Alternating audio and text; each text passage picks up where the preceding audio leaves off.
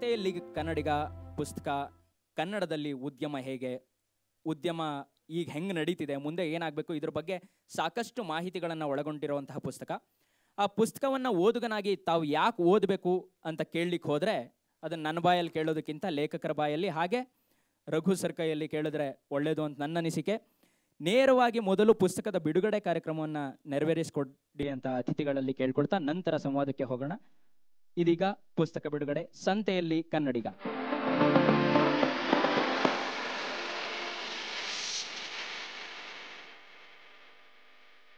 ಜೋರಾಗಿ ಚಪ್ಪಾಳೆ ಕೊಡಿ.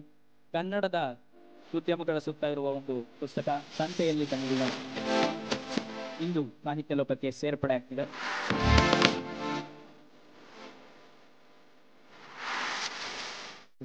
ಬಿಡುಗಡೆ ಮಾಡಿದಂತಹ ಕೃತಿಗಳಿಗೆ ಹಾಗೂ ಲೇಖಕರಿಗೆ ಅನಂತ ಧನ್ಯವಾದಗಳು.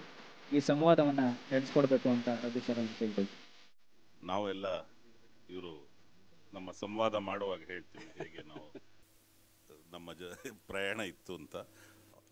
ಅವರು ಅದೇ ಹೇಗೆ ಅಂದರೆ ಈ ಸಕ್ಸಸ್ನ ಪರ್ಸೀವ್ ಮಾಡೋದು ಬೇರೆ ಬೇರೆ. ನಮಗೆ ಅನಿಸಿಲ್ದೇ ಇರೋದು ಇನ್ನೊಬ್ಬನಿಗೆ ಅದು ನಿಮಗೆ ಸಕ್ಸಸ್ ಆಗಿ ಕಾಣ್ಬೋದು ಮತ್ತೊಬ್ಬರಿಗೆ. ಸೊ ಹಾಗಾಗಿ ಅವರು ಜಾಸ್ತಿ ಹೇಳಿದ್ದಾರೆ. ಇಲ್ಲ ಹಾಗೇನಿಲ್ಲ. ಆ ವಿಷಯಕ್ಕೆ ಎಳೆಯಾಗಿ ಅದನ್ನ ಬಿಡಿಸಿ ತಿಳ್ಕೊಂಡಾಗ ಗೊತ್ತಾಗುತ್ತೆ ನಿಜವಾಗ್ಲೂ ಸಾಧನೆ ವಿಷಯಗಳು ಯಾವ್ಯಾವು ಅನ್ನೋದು. ಬಹುಶಃ ಐ ಥಿಂಕ್ ಮೊದಲನೇದಾಗಿ ಇಲ್ಲಿ ಬಂದಿರೋಂಥ ಎಲ್ಲರಿಗೂ ಸಮಯ ಮಾಡ್ಕೊಂಬಂದಿದ್ದಕ್ಕೆ ಧನ್ಯವಾದ ತಿಳಿಸ್ತಾ ನಿಮ್ಮನ್ನೆಲ್ಲ ಆತ್ಮೀಯವಾಗಿ ಬರಮಾಡ್ಕೊಳ್ತಾ ಇದ್ದೀನಿ ಸಭೆಗೆ. ಮುಖ್ಯವಾಗಿ ಇವತ್ತು ಈಗಷ್ಟೇ ನಾವು ಒಂದು ಅದ್ಭುತವಾದ ಒಂದು ಕಥೆಯನ್ನು ಕೇಳಿದ್ವಿ, ಒಂದು ಸಂಸ್ಥೆ ಬೆಳೆದು ಬಂದ ರೀತಿ ಅಂತ. ಅದ್ರ ಬಗ್ಗೆ ಇನ್ನಷ್ಟು ಮಾಹಿತಿಯನ್ನು ನಾನು ತಿಳಿಸ್ಕೊಡ್ಲಿದ್ದಾರೆ ಸರ್. ನನ್ನ ಕೋರಿಕೆಗೆ ಒಪ್ಪಿ ಬಂದಿದ್ದಕ್ಕೆ ತುಂಬ ಧನ್ಯವಾದಗಳು. ತುಂಬ ಸಂತೋಷ ಆಗ್ತಿದೆ ನನಗೆ. ಯಾಕೆಂದರೆ ಎಷ್ಟೋ ವಿಷಯಗಳನ್ನ ನಾವು ಈ ಪುಸ್ತಕ ಬರೆಯುವಾಗ ನಾವು ಆದರ್ಶ ಅಥವಾ ಮಾದರಿ ಅಂದ್ಕೊಂಡು ನಾವು ಈ ಥರ ಇರಬೇಕು. ಈಗ ನಾನು ಒಂದು ಬಿಸ್ನೆಸ್ ನಡೆಸ್ತಿದ್ರು ಕೂಡ ಬಹಳ ದೊಡ್ಡ ಒಂದು ಸ್ಕೇಲ್ಡ್ ಬಿಸ್ನೆಸ್ ನಡೆಸ್ತೀವಿ, 10 ದೇಶಕ್ಕೆ ಹೋಗಿ ನಡೆಸ್ತೀವಿ, ಅಥವಾ 100 ಜನಕ್ಕೆ ಎಂಪ್ಲಾಯ್ಮೆಂಟ್ ಕೊಡುವಂಥ ಒಂದು ಸಾಹಸವನ್ನು ಮಾಡ್ತೀವಿ ಅಂತ ಹೋದಾಗ ಅಲ್ಲಿ ಬರುವಂತಹ ಒಂದು ಚಾಲೆಂಜಸ್ ಬೇರೆ, ಅದನ್ನು ಎದುರಿಸೋದಕ್ಕೆ ಬೇಕಾದಂಥ ವ್ಯವಸ್ಥೆಗಳು ಬೇರೆ. ಅದನ್ನು ನಾವು ಪುಸ್ತಕಗಳಲ್ಲಿ ಓದಿರ್ತೀವಿ. ಮತ್ತು ನಾವು ಪುಸ್ತಕ ಬರೆಯುವಾಗ ಅದನ್ನು ಪ್ರೇರಣೆಯಾಗಿ, ಯೋಚನೆಯಾಗಿ, ಅಥವಾ ನಮಗೆ ಅದು ಸರಿ ಅನಿಸಿ ನಮ್ಮ ಒಂದು ತರ್ಕಕ್ಕೆ ನಿಲುಕ್ತು ಅಂತ ನಾವು ಬರಿತೀವಿ.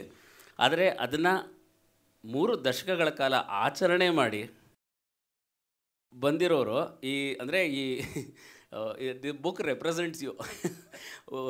ಯಾಕೆಂದರೆ ಇದರಲ್ಲಿ ಹೇಳಿರೋ ಬಹಳಷ್ಟು ವಿಷಯಗಳು, ಈಗ ನೀವು ಮೊದಲನೇ ತಲೆಮಾರಿನ ಉದ್ಯಮಿ, ನಿಮ್ಮ ಹಿನ್ನೆಲೆ ಯಾವುದೂ ಇರಲಿಲ್ಲ ಅನ್ನೋದನ್ನು ಇದನ್ನು ಹೇಳಿದ್ರು ಇಂಟ್ರೊಡಕ್ಷನಲ್ಲಿ. ಹಾಗೆ ಎಷ್ಟೋ ವಿಷಯಗಳೀಗ ಸಂವಾದ ಕಾರ್ಯಕ್ರಮದಲ್ಲಿ ಒಂದೊಂದಾಗಿ ಅದನ್ನ ಮಾತಾಡೋಣ. ಪ್ರತಿಯೊಂದು ಹೆಜ್ಜೆಯಲ್ಲೂ ಅವರು ಆ ಒಂದು ಇಂಟ್ರೊಡಕ್ಷನ್ ಓದ್ತಾ ಇರಬೇಕಾದ್ರೆ ಇಲ್ಲಿರೋ ಪುಸ್ತಕದಲ್ಲಿ ನಾನು ಬರೆಯುವಾಗ ಬಂದಂಥ ಎಷ್ಟೋ ಆಲೋಚನೆಗಳೇ ಅದರಲ್ಲಿ ಕಾಣಿಸ್ತಾ ಇತ್ತು. ಇದನ್ನೆಲ್ಲ ನಿಮ್ಮಿಂದನೇ ಕೇಳುವಂಥ ಕುತೂಹಲ ನನಗಿದೆ. ಕೆಲವು ವಿಷಯಗಳು ನನಗೆ ಗೊತ್ತಿರೋದು, ನಾನು ಅವ್ರ ಜೊತೆನೇ ಕೇಳಿಸ್ಕೊತಾ ಇದ್ದೀನಿ ಮೊದಲನೇ ಸಲ. ಸೊ ಆತ್ಮೀಯವಾಗಿ ನಮ್ಮ ಅನುಭವಗಳನ್ನು ಹೇಳ್ಬೋದು. ಯಾಕೆಂದರೆ ನಾವು ಜನರಿಗಾಗಿಂತ ನನಗೇನಾಯಿತು, ನಮ್ಮ ಸಂಸ್ಥೆಗೇನಾಯಿತು, ಅದೇ ನಮ್ಮ ಸಹೋದ್ಯೋಗಿಗಳು ಹೇಗೆ ನನ್ನ ಸಹಕಾರ ಕೊಟ್ಟರು, ಆ ಥರ ಹೇಳ್ಬೋದು. ನನ್ನ ಅತ್ಯಂತ ಸ್ನೇಹಿತ ಮತ್ತು ಸಹೋದ್ಯೋಗಿ ಇಲ್ಲೇ ರಾಮನ್ ಸುಬ್ಬರಾವ್ ಅಂತ, ಅವರು ನಾನು ಒಟ್ಟಿಗೆ ಈ ಸಂಸ್ಥೆ ಸ್ಟಾರ್ಟ್ ಮಾಡೋಕ್ಕೆ ಮುಂಚೆನೂ ಸ್ನೇಹಿತರು. ಯಾವಾಗಲೂ ಮಾತಾಡಿಕೊಂಡು ಏನಾರು ಮಾಡಬೇಕು ಅಂತಲೇ ಆ ಥರ ಮನಸ್ಸಿಂದ ಶುರು ಮಾಡಿರೋದು. ತುಂಬ ಸಂತೋಷ ಸರ್. ಇವರು ನಿಮ್ಮ ಸಹ ಸಂಸ್ಥಾಪಕರ ಜೊತೆಲಿರೋದು ನಮ್ಗೆ ಇನ್ನೂ ಹೆಚ್ಚಿನ ಸಂತೋಷ ಆಗಿದೆ. ಮೊದಲನೇದಾಗಿ ಇವತ್ತಿನ ಈ ಒಂದು ಸಂವಾದ ಕಾರ್ಯಕ್ರಮಕ್ಕೆ ವೇದಿಕೆಯನ್ನು ಸೃಷ್ಟಿಸಿದಂಥ ಹರಿವು ಬುಕ್ಸ್ ರತೀಶ್ ಮತ್ತು ತಂಡ ಅವರಿಗೆ ಧನ್ಯವಾದಗಳನ್ನ ತಿಳಿಸೋಕ್ಕೆ ಇಷ್ಟಪಡ್ತೀನಿ. ಮೊದಲನೇದಾಗಿ ಎಲ್ಲರೂ ಅವ್ರಿಗೊಂದು ಜೋರಾದ ಚಪ್ಪಾಳೆ ಕೊಡಬೇಕು ಅಂತ ಕೇಳ್ಕೊಳ್ತೀನಿ. ಇವಾಗ ನಾವು ನೇರವಾಗಿ ಸಂವಾದ ಕಾರ್ಯಕ್ರಮಕ್ಕೆ ಬರೋಣ.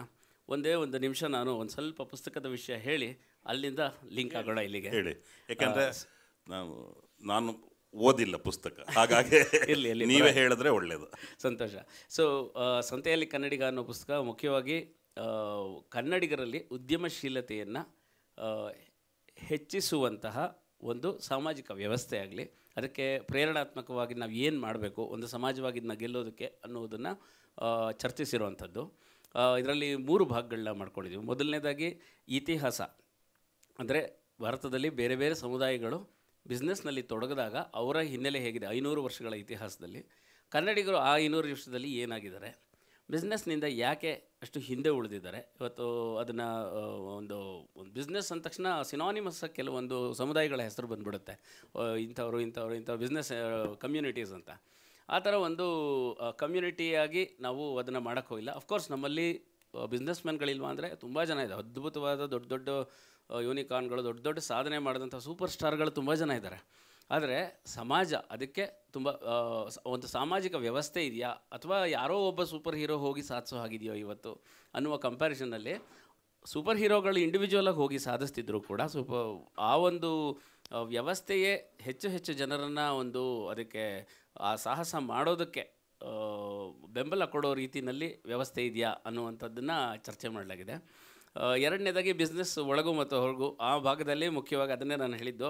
ಆ ಭಾಗದಲ್ಲಿ ಅದೆಷ್ಟು ಬರೆದಿದ್ದೀನೋ ಅದನ್ನೆಲ್ಲ ನೀವು 3 ದಶಕದಲ್ಲಿ ಆಚರಣೆಯಲ್ಲಿ ಮಾಡಿರೋದ್ರಿಂದ ಎರಡನೇ ಭಾಗ ಅದು ಬಿಸ್ನೆಸ್ ಸ್ಟೇಕ್ ಹೋಲ್ಡರ್ಸ್ ಒಳಗು ಹೊರಗು, ಒಳಗಡೆ ಡಿಪಾರ್ಟ್ಮೆಂಟ್ಸ್ ಇರ್ಬೋದು, ಹೊರಗಡೆ ನಾವು ಬೇಕಾಗುವಂಥ ತಯಾರಿಗಳು ಅಂಥ ವಿಷಯಗಳನ್ನೆಲ್ಲ ಬರೆದಿದೆ. ಮೂರನೇದರಲ್ಲಿ ಸಾಮಾಜಿಕ ಒಂದು ವ್ಯವಸ್ಥೆ ಅಂತ ಏನು ನಾವು ಆದರ್ಶವಾಗಿ ಮೊದಲನೇ ಭಾಗದಲ್ಲಿ ಹೇಳಿದ್ದೀನಿ, ಅದನ್ನು ಆಗ ಮಾಡಿಸೋದಕ್ಕೆ ನಮಗೆ ಬೇಕಾದಂಥ ಮಾದರಿಗಳು ಯಾವುವು, ಅದರ ಬಗ್ಗೆ ಸಾಮಾಜಿಕ ಚರ್ಚೆಗಳು ಹೆಚ್ಚಬೇಕು ಅನ್ನುವಂಥದ್ದು. ಮತ್ತು ನನಗೆ ತೋಚಿದಂಥ ಕೆಲವೊಂದು ಮಾದರಿಗಳು, ನಾನೇ ಕಳೆದ 10 ವರ್ಷದಿಂದ ಬಿಸ್ನೆಸ್ನಲ್ಲಿರೋದ್ರಿಂದ ನಾನು ಕಂಡುಕೊಂಡಂಥ ಕೆಲವೊಂದು ಒಳ್ಳೆಯ ವಿಷಯಗಳು, ಗುಡ್ ಎಕ್ಸಾಂಪಲ್ಸ್ ಏನು ಮಾಡ್ಬೋದು ಅಂಥದ್ದು ಕವರ್ ಮಾಡಿದ್ದೀವಿ. So at A high level ಈ ಪುಸ್ತಕದ ಸಾರಾಂಶ ಇಷ್ಟು ವಿಷಯಗಳು ಇದರಲ್ಲಿ ಕವರ್ ಆಗಿದೆ. ಸೊ ಇವಾಗ ಸಂವಾದ ಕಾರ್ಯಕ್ರಮವನ್ನು ಶುರು ಮಾಡೋಣ. ಎದುರಿಸಿದ್ದಾರೆ, ಬನ್ನಿ ನಿಮ್ಮ ರಿಪ್ ಮಾಡಿಬಿಡ್ತೀನಿ ಅಂತ ಕ್ವಶನ್ ಕೇಳಿ. ಸೊ ಮೊದಲನೇದಾಗಿ ನಿಮಗೆ ಇವತ್ತಿನ ದಿವಸನೇ ನಾನು ಈ ಪುಸ್ತಕ ಬರೆದು ಸಾಮಾಜಿಕ ವಾತಾವರಣ ಹೀಗಿತ್ತು ಹಾಗಿತ್ತು ಅಂತೆಲ್ಲ ಹೀಗಿದೆ, ಬೆಂಬಲ ಇಲ್ಲ ಅನ್ನೋದು ಹೇಳಿದ್ದೀನಿ. 35 ವರ್ಷದ ಹಿಂದೆ ಕನ್ನಡ ಸಮಾಜದಲ್ಲಿ ಆಂಟ್ರಪ್ರಿನರ್ಶಿಪ್ನ ಹೇಗೆ ನೋಡಿರ್ಬೋದು ಅನ್ನೋದನ್ನು ಊಹಿಸ್ಕೋಬೋದು ಸುಲಭವಾಗಿ. ಇವತ್ತಿಗೆ ಸ್ಟಾರ್ಟಪ್ಪು ಇದೆಲ್ಲ ಬೆಳಗಾಗಿದ್ರೆ ನ್ಯೂಸಲ್ಲಿ ಬಂದು ಇಷ್ಟೆಲ್ಲ WhatsApp forward, Facebook, inspirational talk ಎಲ್ಲ ಬಂದು ವಾತಾವರಣದಲ್ಲಿದ್ದು ನಾವು ಈ ಥರ ಮಾತಾಡ್ತಿದ್ದೀವಿ. 35 ವರ್ಷದ ಹಿಂದೆ ಶುರು ಮಾಡಿದಾಗ ನಿಮ್ಮ ಒಂದು ಏನು ಹೇಳ್ತಾರೆ ಮನಸ್ಥಿತಿ, ನಿಮಗಿದ್ದಂಥ ವಾತಾವರಣ, ಬೆಂಬಲ ಎಲ್ಲವೂ ಬೇರೆ ಆಗಿರುತ್ತೆ. ಶುರುವಾದಂಥ ದಾರಿ ಅಂಥದ್ದು, ಅದರ ಒಂದು ಅದನ್ನು ತಿಳಿಸ್ಕೊಡಿ ನಮಗೆ, ಹೇಗೆ ನಡೆದು ಬಂತು? ಸಂಕ್ಷಿಪ್ತವಾಗಿ ಹೇಳ್ಬೋದು. ಕರೆಕ್ಟ್, ಯಾಕೆಂದರೆ ಈಗಿರೋ ಎನ್ವಿರಾನ್ಮೆಂಟ್ ಫಾರ್ ಬಿಸ್ನೆಸ್ 35 ವರ್ಷದ ಕೆಳಗಡೆ ಎನ್ವಿರಾನ್ಮೆಂಟ್ ಫಾರ್ ಬಿಸ್ನೆಸ್ ಸಿಕ್ಕಾಪಟ್ಟೆ ಬೇರೆಯೇ ಇತ್ತು. ಹೇಗೆ ಸ್ಟಾರ್ಟ್ ಮಾಡಿದ್ವಿ ಅನ್ನೋದು, ನಾನು ಅವರು ಸಹೋದಯ ಆಗಿದ್ವಿ 2 ವರ್ಷ PCL ಇಂಡಿಯಾ ಅಂತ. ನಮಗೆ ಫ್ರೆಂಡ್ಸ್ ಆದ್ವಿ, ಕಾಮನ್ ಇಂಟ್ರೆಸ್ಟ್ ಇತ್ತು, ಇಬ್ಬರಿಗೂ ಕಾಫಿ ಇಷ್ಟ, ಇಬ್ಬರು ಪ್ಯೂರ್ ವೆಜಿಟೇರಿಯನ್ಸು, ಇಬ್ಬರು ಬೇರೆ ಬೇರೆ ಇದರಲ್ಲೆಲ್ಲ ಇದ್ದಿದ್ದರಿಂದ ನಮಗೆ ಮೋರ್ ಫ್ರೆಂಡ್ ಆಯಿತು. ಹಾಗಾಗಿ ನಾನು ಅಂದರೆ ಪೂರ್ವಕ್ಕೆ ನಮ್ಮ ತಾತ ಯಾವ ಊರು, ಅವರ ಪಕ್ಕದಲ್ಲೇ ಅವ್ರ ಊರು ಇತ್ತು. ಸೊ ಇನ್ನೂ ಸ್ವಲ್ಪ ಹತ್ತಿರದಲ್ಲಿ ದಿನ ಸಾಯಂಕಾಲ ಹೇಳೋರು ಏನಾರು ಮಾಡಬೇಕು ಅಂತ. ನಾನು ಹೇಗೆ ಮಾಡೋದು ಸರ್, ಬಿಟ್ಬಿಟ್ರೆ ಅಂದರೆ ಕೆಲಸ ಬಿಟ್ಟರೆ ಅನ್ನ ಸಾರು ಕೊಡೋರು ಯಾರು ಅಂತ, ಅಂದರೆ ಆ ಥರ ಇಲ್ಲ ಏನಾರ ಮಾಡೋಣ, ಏನಾರು ಅಂದರೆ ಒಂದು ಕಂಪ್ನಿ ಮಾಡಬೇಕು ಅಂತ ಆಸೆ, ಕಂಪ್ನಿ ಮಾಡಬೇಕು. ದಿನ ಮಾತಾಡ್ತಿದ್ವಿ, ಕಾಫಿ ಕುಡಿತಿದ್ವಿ. ಬಟ್ ಅವರು ಒಂದು ಸರಿ ಇಲ್ಲ ಮಾಡೋಣ, ನಾನು ಫಸ್ಟ್ ಬಿಡ್ತೀನಿ, ನೀವು ಒಬ್ಬೊಬ್ಬರಾಗಿ 2-3 ಲೇಟಾಗಿ ಬಿಡಿ, ನಾನು ಅಂದರೆ ವಿತೌಟ್ ಮಂತ್ಲಿ ಅರ್ನಿಂಗ್ ನಾನು ಸರ್ವೈವ್ ಆಗಬಲ್ಲೆ, ನನಗೆ ಶಕ್ತಿ ಇದೆ. ಅದು ನೀವು ಸ್ವಲ್ಪ, ನಾನು ಅಷ್ಟರೊಳಗೆ ಆಲ್ರೆಡಿ ಮದುವೆ ಆಗಿದ್ದೆ. ಸೊ ಅವ್ರು ಆಗಿರಲಿಲ್ಲ. ಸೊ ನಾನು ಮಾಡ್ತೀನಿ, ನೀವೇನು ಇದು ಫಸ್ಟು ಅವ್ರು ಬಿಟ್ಟರು. ಸೊ ಅವ್ರು ಬಿಟ್ಟು ಒಂದು 2 ವರ್ಷ ಆದಮೇಲೆ ನಾನು ಸೇರಿದ್ದು, 1.5-2 ವರ್ಷ ಆದಮೇಲೆ ಜೊತೆಲಿ. ಒಟ್ಟು 4 ಜನ ಶುರು ಮಾಡಿದ್ದು, ಈಗ 3 ಇರೋದು. ಒನ್ ಆಫ್ ದಿ ಪರ್ಸನ್ ನಮ್ಮ ಜೊತೆ ಇಲ್ಲ. ಆಗಿನ ವಾತಾವರಣ ಏನಪ್ಪ ಅಂದರೆ, basic requirement for A company telephone. ಆಗ ಅಂದರೆ ಲ್ಯಾಂಡ್ಲೈನ್. ಅವಾಗ BSNL ಹ್ಯಾಂಡಲ್ ಮಾಡ್ತಿದ್ದು 100% ಗೌರ್ಮೆಂಟ್. ಟೆಲಿಫೋನ್ಗೆ 10 ವರ್ಷ 12 ವರ್ಷ ವೆಯ್ಟ್ ಮಾಡಬೇಕಾಗಿತ್ತು. OIT ಅಂತ ಒಂದು ಸಿಸ್ಟಮ್ ಇತ್ತು, ಓನ್ ಯುವರ್ ಟೆಲಿಫೋನ್ ಅಂತ. ಆವಾಗಲೇ 12,000 ರೂಪಾಯಿ ಕೊಡಬೇಕಾಗಿತ್ತು. ಅಂದರೆ ಈಗ ಒಂಥರ ಲಕ್ಷಾಂತರ ರೂಪಾಯಿ ಕೊಟ್ಟಂಗೆ ಕೊಟ್ಟು ಅದನ್ನು ತಗೋಬೇಕು. ಯಾವ ಥರ ಇತ್ತು ಅಂದರೆ, ಈಗ ನೀವು ಹೇಳ್ತಿರಲ್ಲ ಸ್ಟಾರ್ಟಪ್ ಹಿಂಗೆ ಮಾಡ್ತಾರೆ ಅಂತ, ನಾನು ಅವರು ಚೆನ್ನಾಗಿರೋ ಕಂಪ್ನಿಲೇ ಕೆಲಸ ಮಾಡ್ತಾಯಿದ್ವಿ. ಅಂದರೆ ಆಗಿನ ಕಾಲಕ್ಕೆ ಈಗ ಯಾವುದೋ ಫೇಮಸ್ ಕಂಪ್ನಿ ಅಂದ್ಕೊಳ್ಳಿ ಉದಾಹರಣೆ, ಫ್ಯಾಂಗ್ ಆ ಥರದ್ದು ಇತ್ತು. ಸಂಬಳನೂ ಸಾಧಾರಣ ರೀಸನಬಲ್ ಆಗಿ ಕೊಡ್ತಾಯಿದ್ರು. ನಾವಿಬ್ಬರು ಬಿಟ್ಟು ಆ ಕಂಪ್ನಿ ನಾವು ನಮಗೇನು ಗೊತ್ತು, ನಮ್ಮ ಮಾರ್ಕೆಟ್ ತಿಳ್ಕೊಂಡಿದ್ವಿ, ನಾವು ಎಲೆಕ್ಟ್ರಾನಿಕ್ಸ್ ಇಂಜಿನಿಯರ್ಸ್ ಇಬ್ಬರು. ಸೊ ಹಾಗಾಗಿ ನಮಗೆ ಅದರ ಎಕೋಸಿಸ್ಟಮ್ಮು, ಕಸ್ಟಮರ್ ಅಥವಾ ಪ್ರಾಸ್ಪೆಕ್ಟ್ಗೆ ಏನು ಬೇಕಾಗ್ಬೋದು ಅನ್ನೋದು ಮನಸ್ಸಲ್ಲಿತ್ತು. ಸೊ ಅವರೇ ಡಿಸೈನ್ ಎಲ್ಲ ಮಾಡಿ, ನೆಕ್ಸ್ಟು ನಾವು ITA ಸುಮಾರು ಸಲ ಜೊತೇಲಿ ಹೋಗ್ತಿದ್ವಿ, ಇಂಡಿಯನ್ ಟೆಲಿಫೋನ್ ಇಂಡಸ್ಟ್ರಿ ಅಂತ. ಅವ್ರಿಗೆ ನಾವು ಕಂಪ್ನಿ ಹೆಸರು ಹೇಳಿದೆಟ್ಟಿಗೆ ಸುಮ್ಮನೆ ನಾವು ಹೋಗ್ತಿದ್ದಂಗೆ ನಮ್ಮಿಬ್ಬರ ಹೆಸರು ಹೇಳಿ 1+1 ಅಂತ ಹೇಳಿ ಬಿಡ್ತಾಯಿದ್ರು. ನೆಕ್ಸ್ಟ್ ಡೇ ನಾವು ಕಂಪ್ನಿ ಮಾಡಿದ್ದೀವಿ, ಅದರಲ್ಲಿ ಇಲ್ಲ ಇಬ್ಬರು. ಹೋದಾಗ ನಮಗೆ ಗೇಟು, ನಮಗೆ ಆಶ್ಚರ್ಯ ಆಗೋದು, ಇದೇನಪ್ಪ ನಿನ್ನೆವರೆಗೂ ಅಂದರೆ ಅವರು ಆ ಕಂಪ್ನಿದ ವೆಯ್ಟ್ ತಗೋತಾ ಇದ್ರು, ಇವನು ಯಾರೋ ಹೊಸದಾಗಿ ಮಾಡ್ತಾ ಇದ್ದಾನೆ ಅನ್ನೋನು, ಇವ್ನು ಹೆಂಗೆ ನಾನು ITA ಒಳಗೆ ಬಿಡೋದು ಅಂತ. ಅಂದರೆ ಅವಾಗ ನಮಗೆ ರಿಯಾಲಿಟಿ ಅರ್ಥ ಆಯಿತು, ಓಹೋ ಇದು ಅಷ್ಟು ಸುಲಭ ಇಲ್ಲ ಅಂತ. ಸೊ ನಾವು ಎಲೆಕ್ಟ್ರಾನಿಕ್ಸಲ್ಲೇ ಸ್ಟಾರ್ಟ್ ಮಾಡಿದ್ದು. ಸ್ವಲ್ಪ 6-7 ವರ್ಷ ಆದಮೇಲೆ 100% ಪ್ಯೂರ್ ಸಾಫ್ಟ್ವೇರಲ್ಲಿ ಬಂದ್ವಿ, ಕ್ವಾಲಿಟಿಲಿದ್ವಿ. ನಾನು ಸಕ್ಸಸ್ ಅಂತ ಹೇಳಲ್ಲ ಸರ್, ಏನಾಗುತ್ತೆ ಈ ಪ್ಯಾಷನ್ ಇರುತ್ತೆ, ಅಂದರೆ ಗ್ರಿಡ್ ಟು ಡಿಟರ್ಮಿನೇಷನ್ ಸ್ಟಾರ್ಟ್ ಮಾಡಿಬಿಡ್ತಾರೆ. ನೀವು ಒಂದು ಇನ್ಸ್ಟಿಟ್ಯೂಷನಲೈಸ್ ಆಗಲಿಲ್ಲ ಅಂದರೆ, ನೀವು ಹೇಳ್ತಿರ್ತಿರಲ್ಲ ಇನ್ಸ್ಟಿಟ್ಯೂಷನಲೈಸ್ ಅಂದರೆ ಒಂದು ಆರ್ಗನೈಸೇಷನ್ ಅಂದರೆ ಮಿನಿಮಮ್ ಇಷ್ಟು ರೂಲ್ ಬೇಕು, ಈ ಥರ ಇರಬೇಕು, ಇನ್ಫ್ರಾಸ್ಟ್ರಕ್ಚರ್, ಅದಾಗಲಿಲ್ಲ ಅಂದರೆ ಸಸ್ಟೈನ್ ಆಗೋಕ್ಕಾಗಲ್ಲ. ಸ್ಟಾರ್ಟ್ ಮಾಡ್ಬೋದು, ನನ್ನ ಪ್ಯಾಷನ್ ಇದೆ, ನಾನು ನಾಳೆನೇ ಕಂಪ್ನಿ ರಿಜಿಸ್ಟರ್ ಮಾಡ್ಬೋದು, ಏನು ತೊಂದರೆ ಇಲ್ಲ. ಬಟ್ ನೀವು ಸಸ್ಟೈನ್ ಆಗಬೇಕಲ್ಲ, ಅದಕ್ಕೆ ನಿಮ್ಗೇನಾದ್ರು ಒಂದು ಪ್ರೋಸೆಸ್ ಬೇಕು. ನಮಗೆ ಅವರು ಸ್ವಲ್ಪ ಪ್ರೋಸೆಸ್ ಡ್ರಿವನ್ನು, ಈವನ್ ಬಿಫೋರ್ ಕ್ವಾಲಿಟಿ. ನೀವು ನಂಬಲ್ಲ, ನಾವು IPO ಹೋಗೋಕ್ಕೆ ಮುಂಚೆ ಬೋರ್ಡ್ ಮೀಟಿಂಗ್ 91 ಮಾಡಿದ್ದೀವಲ್ಲ, ಅವರು DRHP ಅಂತ ಬರೀಬೇಕು, ಡ್ರಾಫ್ಟ್ ರೆಡ್ ಹೆರಿಂಗ್ ಪ್ರಾಸ್ಪೆಕ್ಟ್ ಅಂತ. ಅದಕ್ಕೆ ನಮಗೆ ಕೇಳಿದ್ರು, ನೀವು 91 4 ಬೋರ್ಡಿಂಗ್ ಮೀಟಿಂಗ್ ಮಾಡ್ತಿದ್ರಲ್ಲ, ಅದ್ರ ಬೋರ್ಡ್ ಮೀಟಿಂಗ್ ಮಿನಿಟ್ಸ್ ಅವಾಗ ಕೈಯಲ್ಲಿ ಬರೀತಾ ಇದ್ವಿ. ಆಮೇಲೆ ಅದು ROC ಅಂತಿತ್ತು, ಅದಕ್ಕೆ ಫೈಲ್ ಮಾಡಿ ರೆಸೀಟು ಅಷ್ಟನ್ನು ಇಟ್ಟಿದ್ವಿ. ನಾವು ಹೋಗಿದ್ದು 2023. ಸೊ ಹಾಗಾಗಿ ನಿಮಗೆ ಒಂದು ಸ್ವಲ್ಪ ಪ್ರೋಸೆಸ್ ಓರಿಯೆಂಟೇಷನ್ ಇಲ್ಲ ಅಂದರೆ ಅದೆಲ್ಲ ನಮಗೆ ತುಂಬ ಕಷ್ಟ ಆಗೋದು. ಸೊ ಅದು ಒಂದು. ಆಮೇಲೆ ಸರ್, ನೀವು ಇರುವಾಗ ನಿಮ್ಮ ಯಾರು ಸ್ಟಾರ್ಟ್ ಮಾಡ್ತಿರೋ, ಪಾರ್ಟ್ನರ್ಸ್ ಅಂತಿರೋ, ಡೈರೆಕ್ಟರ್ಸ್ ಅಂತಿರೋ, ಫೌಂಡರ್ ಅಂತಿರೋ, ಸ್ನೇಹಿತ ಅಂತಿರೋ, ಅವರು ನಿಮಗೆ ಕಷ್ಟ ಸುಖದಲ್ಲಿ ಯಾವಾಗಲೂ ಇರ್ಬೋದು. ಈ 35 ವರ್ಷ ಮಾಡೋದು ಎಷ್ಟೋ ಜನ ನಂಗೆ ಸಿಕ್ಕಿ ಹೇಳ್ತಾರೆ, ಏನಪ್ಪ ನಾನು ನೀನು ಹೆಂಗೆ ಸಕ್ಸಸ್ ಅಂತೀಯ, ನನಗೆ ಇನ್ನೂ ಗೊತ್ತಿಲ್ಲ ಅಂತ. ಇಲ್ಲಪ್ಪ, ನೀವು 35 ವರ್ಷ ಜೊತೆಗಿರೋದೇ ಒಂದು ಪಾರ್ಟ್ ಆಫ್ ಸಕ್ಸಸ್ ಅಂತ. ಖಂಡಿತ. ಹಾಗಾಗಿ ಸೊ ಅದು ಒಂದು ಮೇಜರ್ ಪಾಯಿಂಟು. ಯಾಕಂದ್ರೆ ನಿಮಗೆ ಸರ್ ಜನ ಇಲ್ಲ ಅಂದರೆ ಆಗೋದಿಲ್ಲ ಅಲ್ವಾ. ಸೊ ಏನಾರು ತೊಂದರೆ ಆದಾಗ ಕಂಪ್ನಿ ವಿಷಯನೇ, ಪರ್ಸ್ನಲ್ ಬಿಡಿ, ಪರ್ಸ್ನಲ್ಲಾಗಿ 3 ಜನಕ್ಕೂ ತುಂಬಾ ಡಿಫ್ರೆನ್ಸು. ಒಬ್ಬನಿಗೆ ಯಾವುದೋ ಹುಳಿ ಲೈಕ್ ಆದರೆ ಇನ್ನೊಬ್ಬನಿಗೆ ಲೈಕ್ ಆಗಲ್ಲ ಇದು. ಬಟ್ ಕಂಪ್ನಿ ವಿಷಯ ಬಂದಾಗ ನಾವು ಒಂದೇ ವಾಯ್ಸಲ್ಲೇ ಮಾತಾಡೋದು. ಸೊ ಅದು ನಮಗೆ ಸಹಾಯ ಮಾಡಿದೆ ಅಂತ ನನ್ನ ಭಾವನೆ ಇಲ್ಲಿವರೆಗೆ ಬರಲಿಕ್ಕೆ. ಅದು ನಮ್ಮನ್ನ ಯಾವುದೋ ಒಂದು ಹಿಡಿದಿದ್ದಾಯಿತು, ಯಾವಾಗಲೂ ನಾವು ಥಿಂಕೇ ಮಾಡಿಲ್ಲ. ಅಂದರೆ ಆ ಥರ ಅಂದರೆ ತುಂಬ ಕಷ್ಟ ಆಗಿದೆ. ಒಂದು .com ಬಸ್ಟಲ್ಲಿ ಅಷ್ಟು ಕಷ್ಟ ಆಗಲಿಲ್ಲ, ನಾವು ಸಣ್ಣದಿದ್ವಿ. ಈ ಲೆಹಮಾನ್ ಬ್ರದರ್ಸ್ ಆದಾಗ ನಮ್ಮದು ಟರ್ನ್ ಓವರ್ 1/3 ಬಂದ್ಬಿಡ್ತು. ಅಂದರೆ 100 ರೂಪಾಯಿ ಇದ್ದರೆ 30 ರೂಪಾಯಿ ಆಗೋಯ್ತು. ಸೊ ನಮಗೆ ಅಷ್ಟು ಜನ ಎಂಪ್ಲಾಯೀಸು. ಸೊ ನಮಗೆ ರಿಯಲ್ ಟಫ್ ಟೈಮ್ ಅದು, ಸರ್ವೈವಲ್. ನಾನು ಯಾವಾಗಲೂ ರೇಗಿಸ್ತಾ ಇರ್ತೀನಿ, ನಾವು ನಮ್ಮ ಕಂಪ್ನಿ ಸ್ವಲ್ಪ ಜಿರಳೆ ಇದ್ದಂಗೆ ಅಂತ. ತಳ್ಕೊಂಬಳಕ್ಕಾದರೆ ಒದ್ದಾಡಿ ಮೇಲೆ ಬರುತ್ತೆ. ಸೊ ನಮಗೆ ಎಷ್ಟೋ ಸಲ ತಳ್ಕೊಂಬಳಕ್ಕೆ ಆಗಿದ್ದೀವಿ, ಒದ್ದಾಡಿ ಮೇಲೆ ಬಂದಿದ್ದೀವಿ. ಸಹಜವಾಗಿ ಹೀರೋಯಿಸಮ್ ಅಂದ ತಕ್ಷಣ ನಾವು ಹುಲಿ, ಸಿಂಹ, ಯಾವ್ಯಾವುದೋ ದೊಡ್ಡ ದೊಡ್ಡ ಚಿತ್ರ, ಆನೆ, ಏನೇನೋ ಹಿರಾವತ ಅಂತೆಲ್ಲ ಕಾಲ್ಪನಿಕ ಮಾಡ್ತೀವಿ. ಅದ್ರ ನಿಜವಾಗ್ಲೂ ಉಳ್ಕೊಳ್ಳೋಕ್ಕೆ ಅಂದರೆ ಗ್ರಿಟ್ ಅನ್ನೋದು ಜಿರಳೆಯಲ್ಲೇ ಇರೋದು. ಹೌದು, ಯಾಕೆಂದರೆ ನ್ಯೂಕ್ಲಿಯರ್ ಆದರೂ ಸರ್ವೈವ್ ಆಗುತ್ತದು. ಸೊ ಹಾಗಾಗಿ ಅದಕ್ಕೆ ಎಕ್ಸಾಂಪಲ್ ಕೊಟ್ಟೆ. ಬೇಕಷ್ಟು ಏರಿಳಿತ crest and trough of travelling, but no regrets, we have enjoyed the journey ಅಂತ ಹೇಳ್ಬೋದು. ಅದೇ ರಿಯಲ್ ಸಕ್ಸಸ್. ಸೊ ಆ್ಯಕ್ಚುಲಿ ನೀವು ಹೇಳ್ತಿದ್ದಾಗ ಒಂದು ಮಾತು ನೆನಪು ಬಂತು.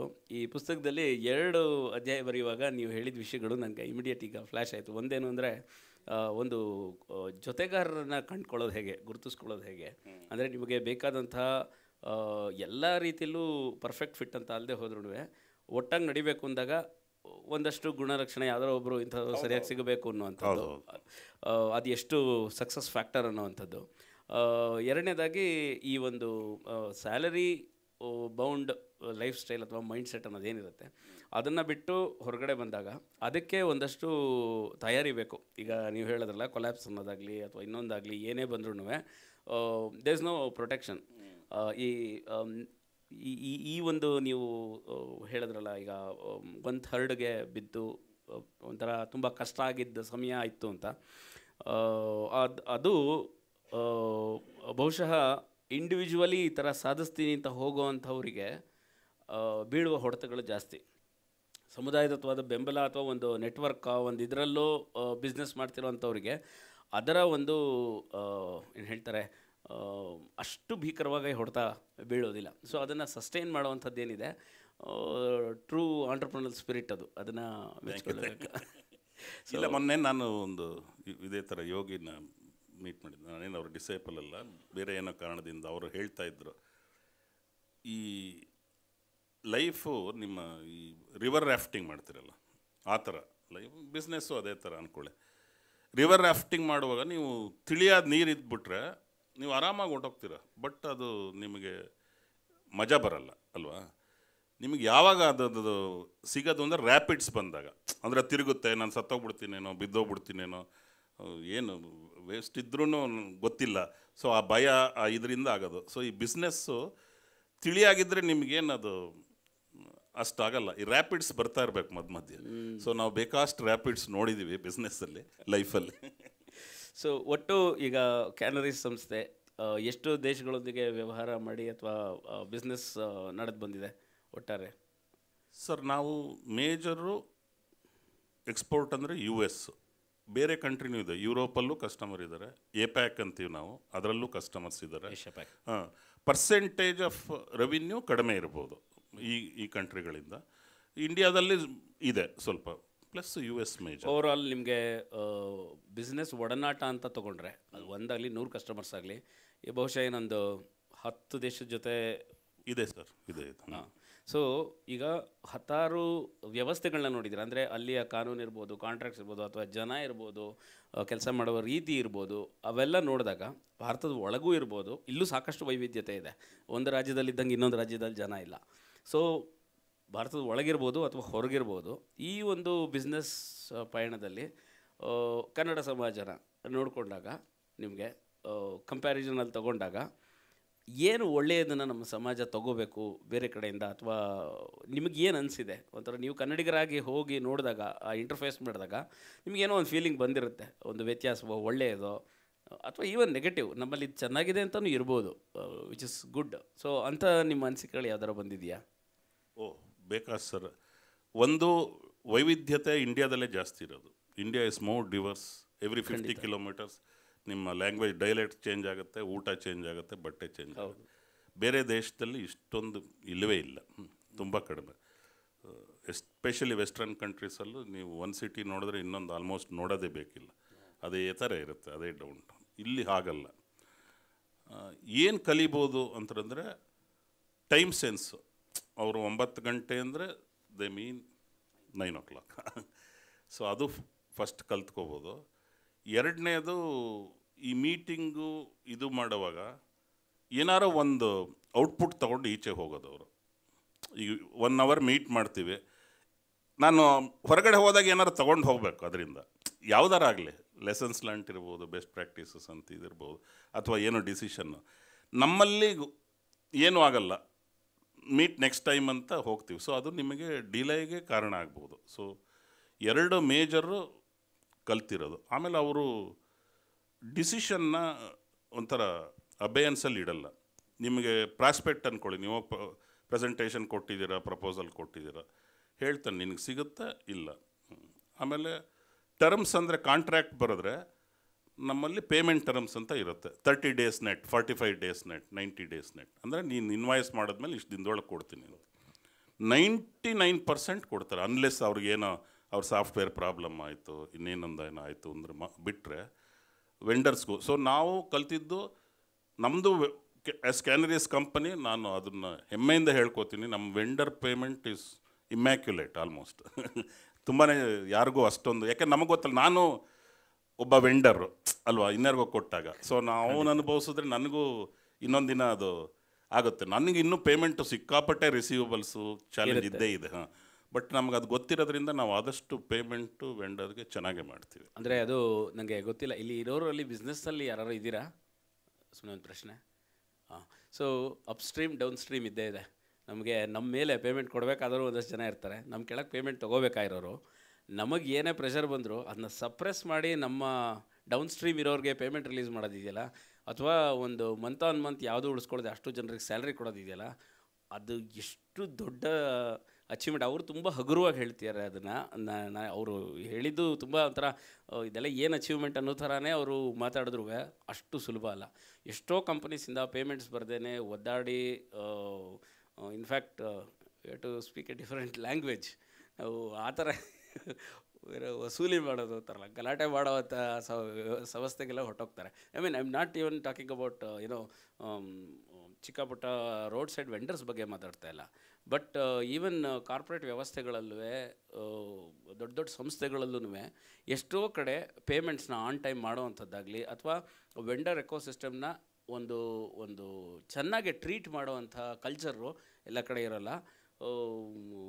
ರಘು ಸರ್ ಅಷ್ಟು ಲೈಟಾಗಿ ಹೇಳ್ಬಿಟ್ರಲ್ಲ ಅಂತ ಅನ್ನಿಸ್ತು ನನಗೆ. ಅದು ಇಟ್ಸ್ ವೆರಿ ಅದು ಒಂದು ಅಂದರೆ ಕಲ್ಚರ್. ಖಂಡಿತ ಖಂಡಿತ. ಹ್ಯಾಪಿ ದಟ್ ವುಮನ್ ಆಂಟ್ರಪ್ರೆನರ್ ಇದ್ದಾರೆ ಅಂತ. ಏನಮ್ಮ ಬಿಸ್ನೆಸ್ ಮಾಡೋದು ನೀವು? Okay. Oh, so I think you should be dealing at least with 50 vendors.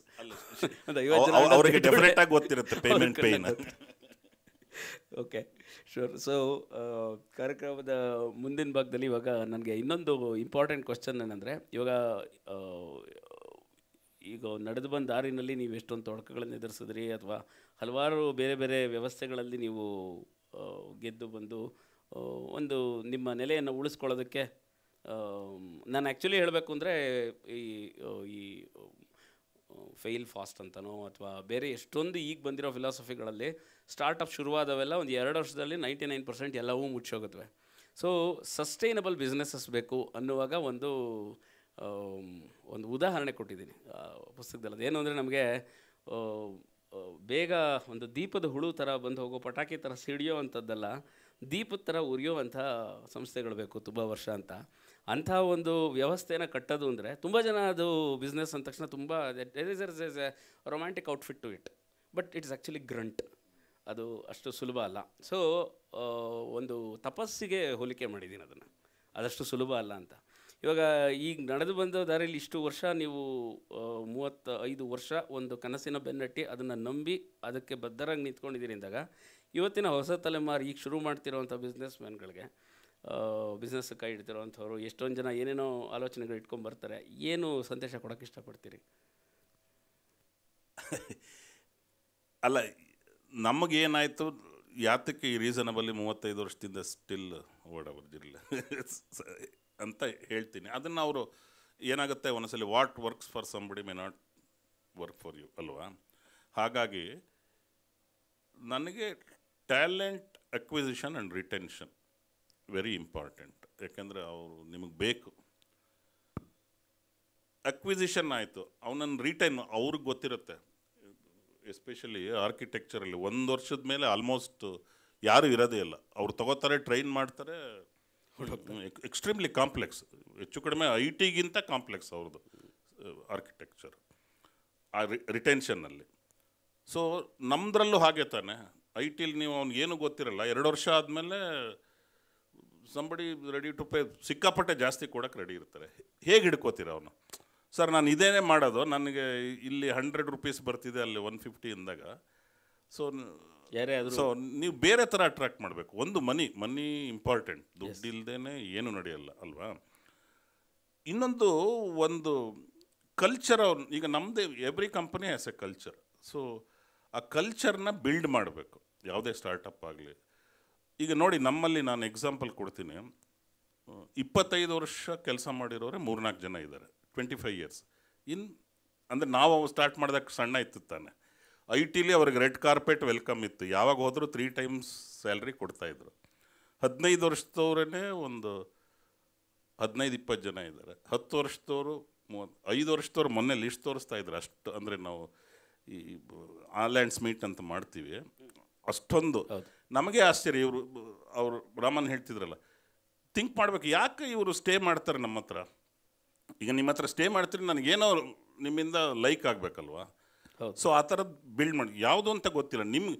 ಈಗ ನಾವೇನೋ ಅಂದ್ಕೊಂಡಿದ್ವಿ, ನಾವು 2-3 ಹಿಂಗೆ ಇರಬೇಕು ಇದು ಅಂತ, ಅದೇ ಥರ ಬಿಲ್ಡ್ ಮಾಡಿದ್ವಿ ನಾವು. ಹೆಚ್ಚು ಕಡಿಮೆ ನಾವು ಸಿಕ್ಕಾಪಟ್ಟೆ ಕನ್ನಡ ಭಕ್ತರು. ನಮ್ಮ ಕಂಪ್ನಿನೇ ಕ್ಯಾನರೀಸ್ ಅಂದರೆ ಕನ್ನಡದವರು ಅಂತ, ಕ್ಯಾನರೀಸ್ ಅಂತಂದು. ಸೊ ನಾವು ಆಲ್ಮೋಸ್ಟ್ ಪಬ್ಲಿಕ್ ಲಿಮಿಟೆಡ್ಗೆ ಮುಂಚೆ ಬೋರ್ಡ್ ಮೀಟಿಂಗು ಕನ್ನಡದಲ್ಲೇ ಮಾಡ್ತಿದ್ವಿ. ಅಂದರೆ ಇಂಗ್ಲೀಷ್ ಪದ ಯೂಸ್ ಮಾಡಬೇಕು, ಬಟ್ ಮಾತಾಡೋದೆಲ್ಲ ಅದೇ ಥರನೇ ಮಾಡ್ತಿದ್ವಿ. ಈಗಾಗಲ್ಲ, ಯಾಕಂದರೆ there are independent directors. So ಅವರು ಅಂದರೆ ಇಬ್ಬರಿಗೆ ಕನ್ನಡ ಬರೋದಿಲ್ಲ, ಸೊ ಹಾಗಾಗಿ ಇಂಗ್ಲೀಷಲ್ಲೇ ಮಾತಾಡಬೇಕು. ಟ್ಯಾಲೆಂಟ್ ಅದೇ ಅಕ್ವಿಸಿಷನ್, ರಿಟೆನ್ಷನ್. ಆಮೇಲೆ ಸರ್ ಅದು ನಾನು ಅಜೈಲ್ ಆಗಿರಬೇಕು ಅಂತ ಹೇಳ್ತೀನಿ. ಯಾರು ಸರ್ವೈವ್ ನಮ್ಮದು ಅಜಿಲಿಟಿ ಇದ್ದಿದ್ದಕ್ಕೆ ಸರ್ವೈವ್ ಆಗಿದ್ದು.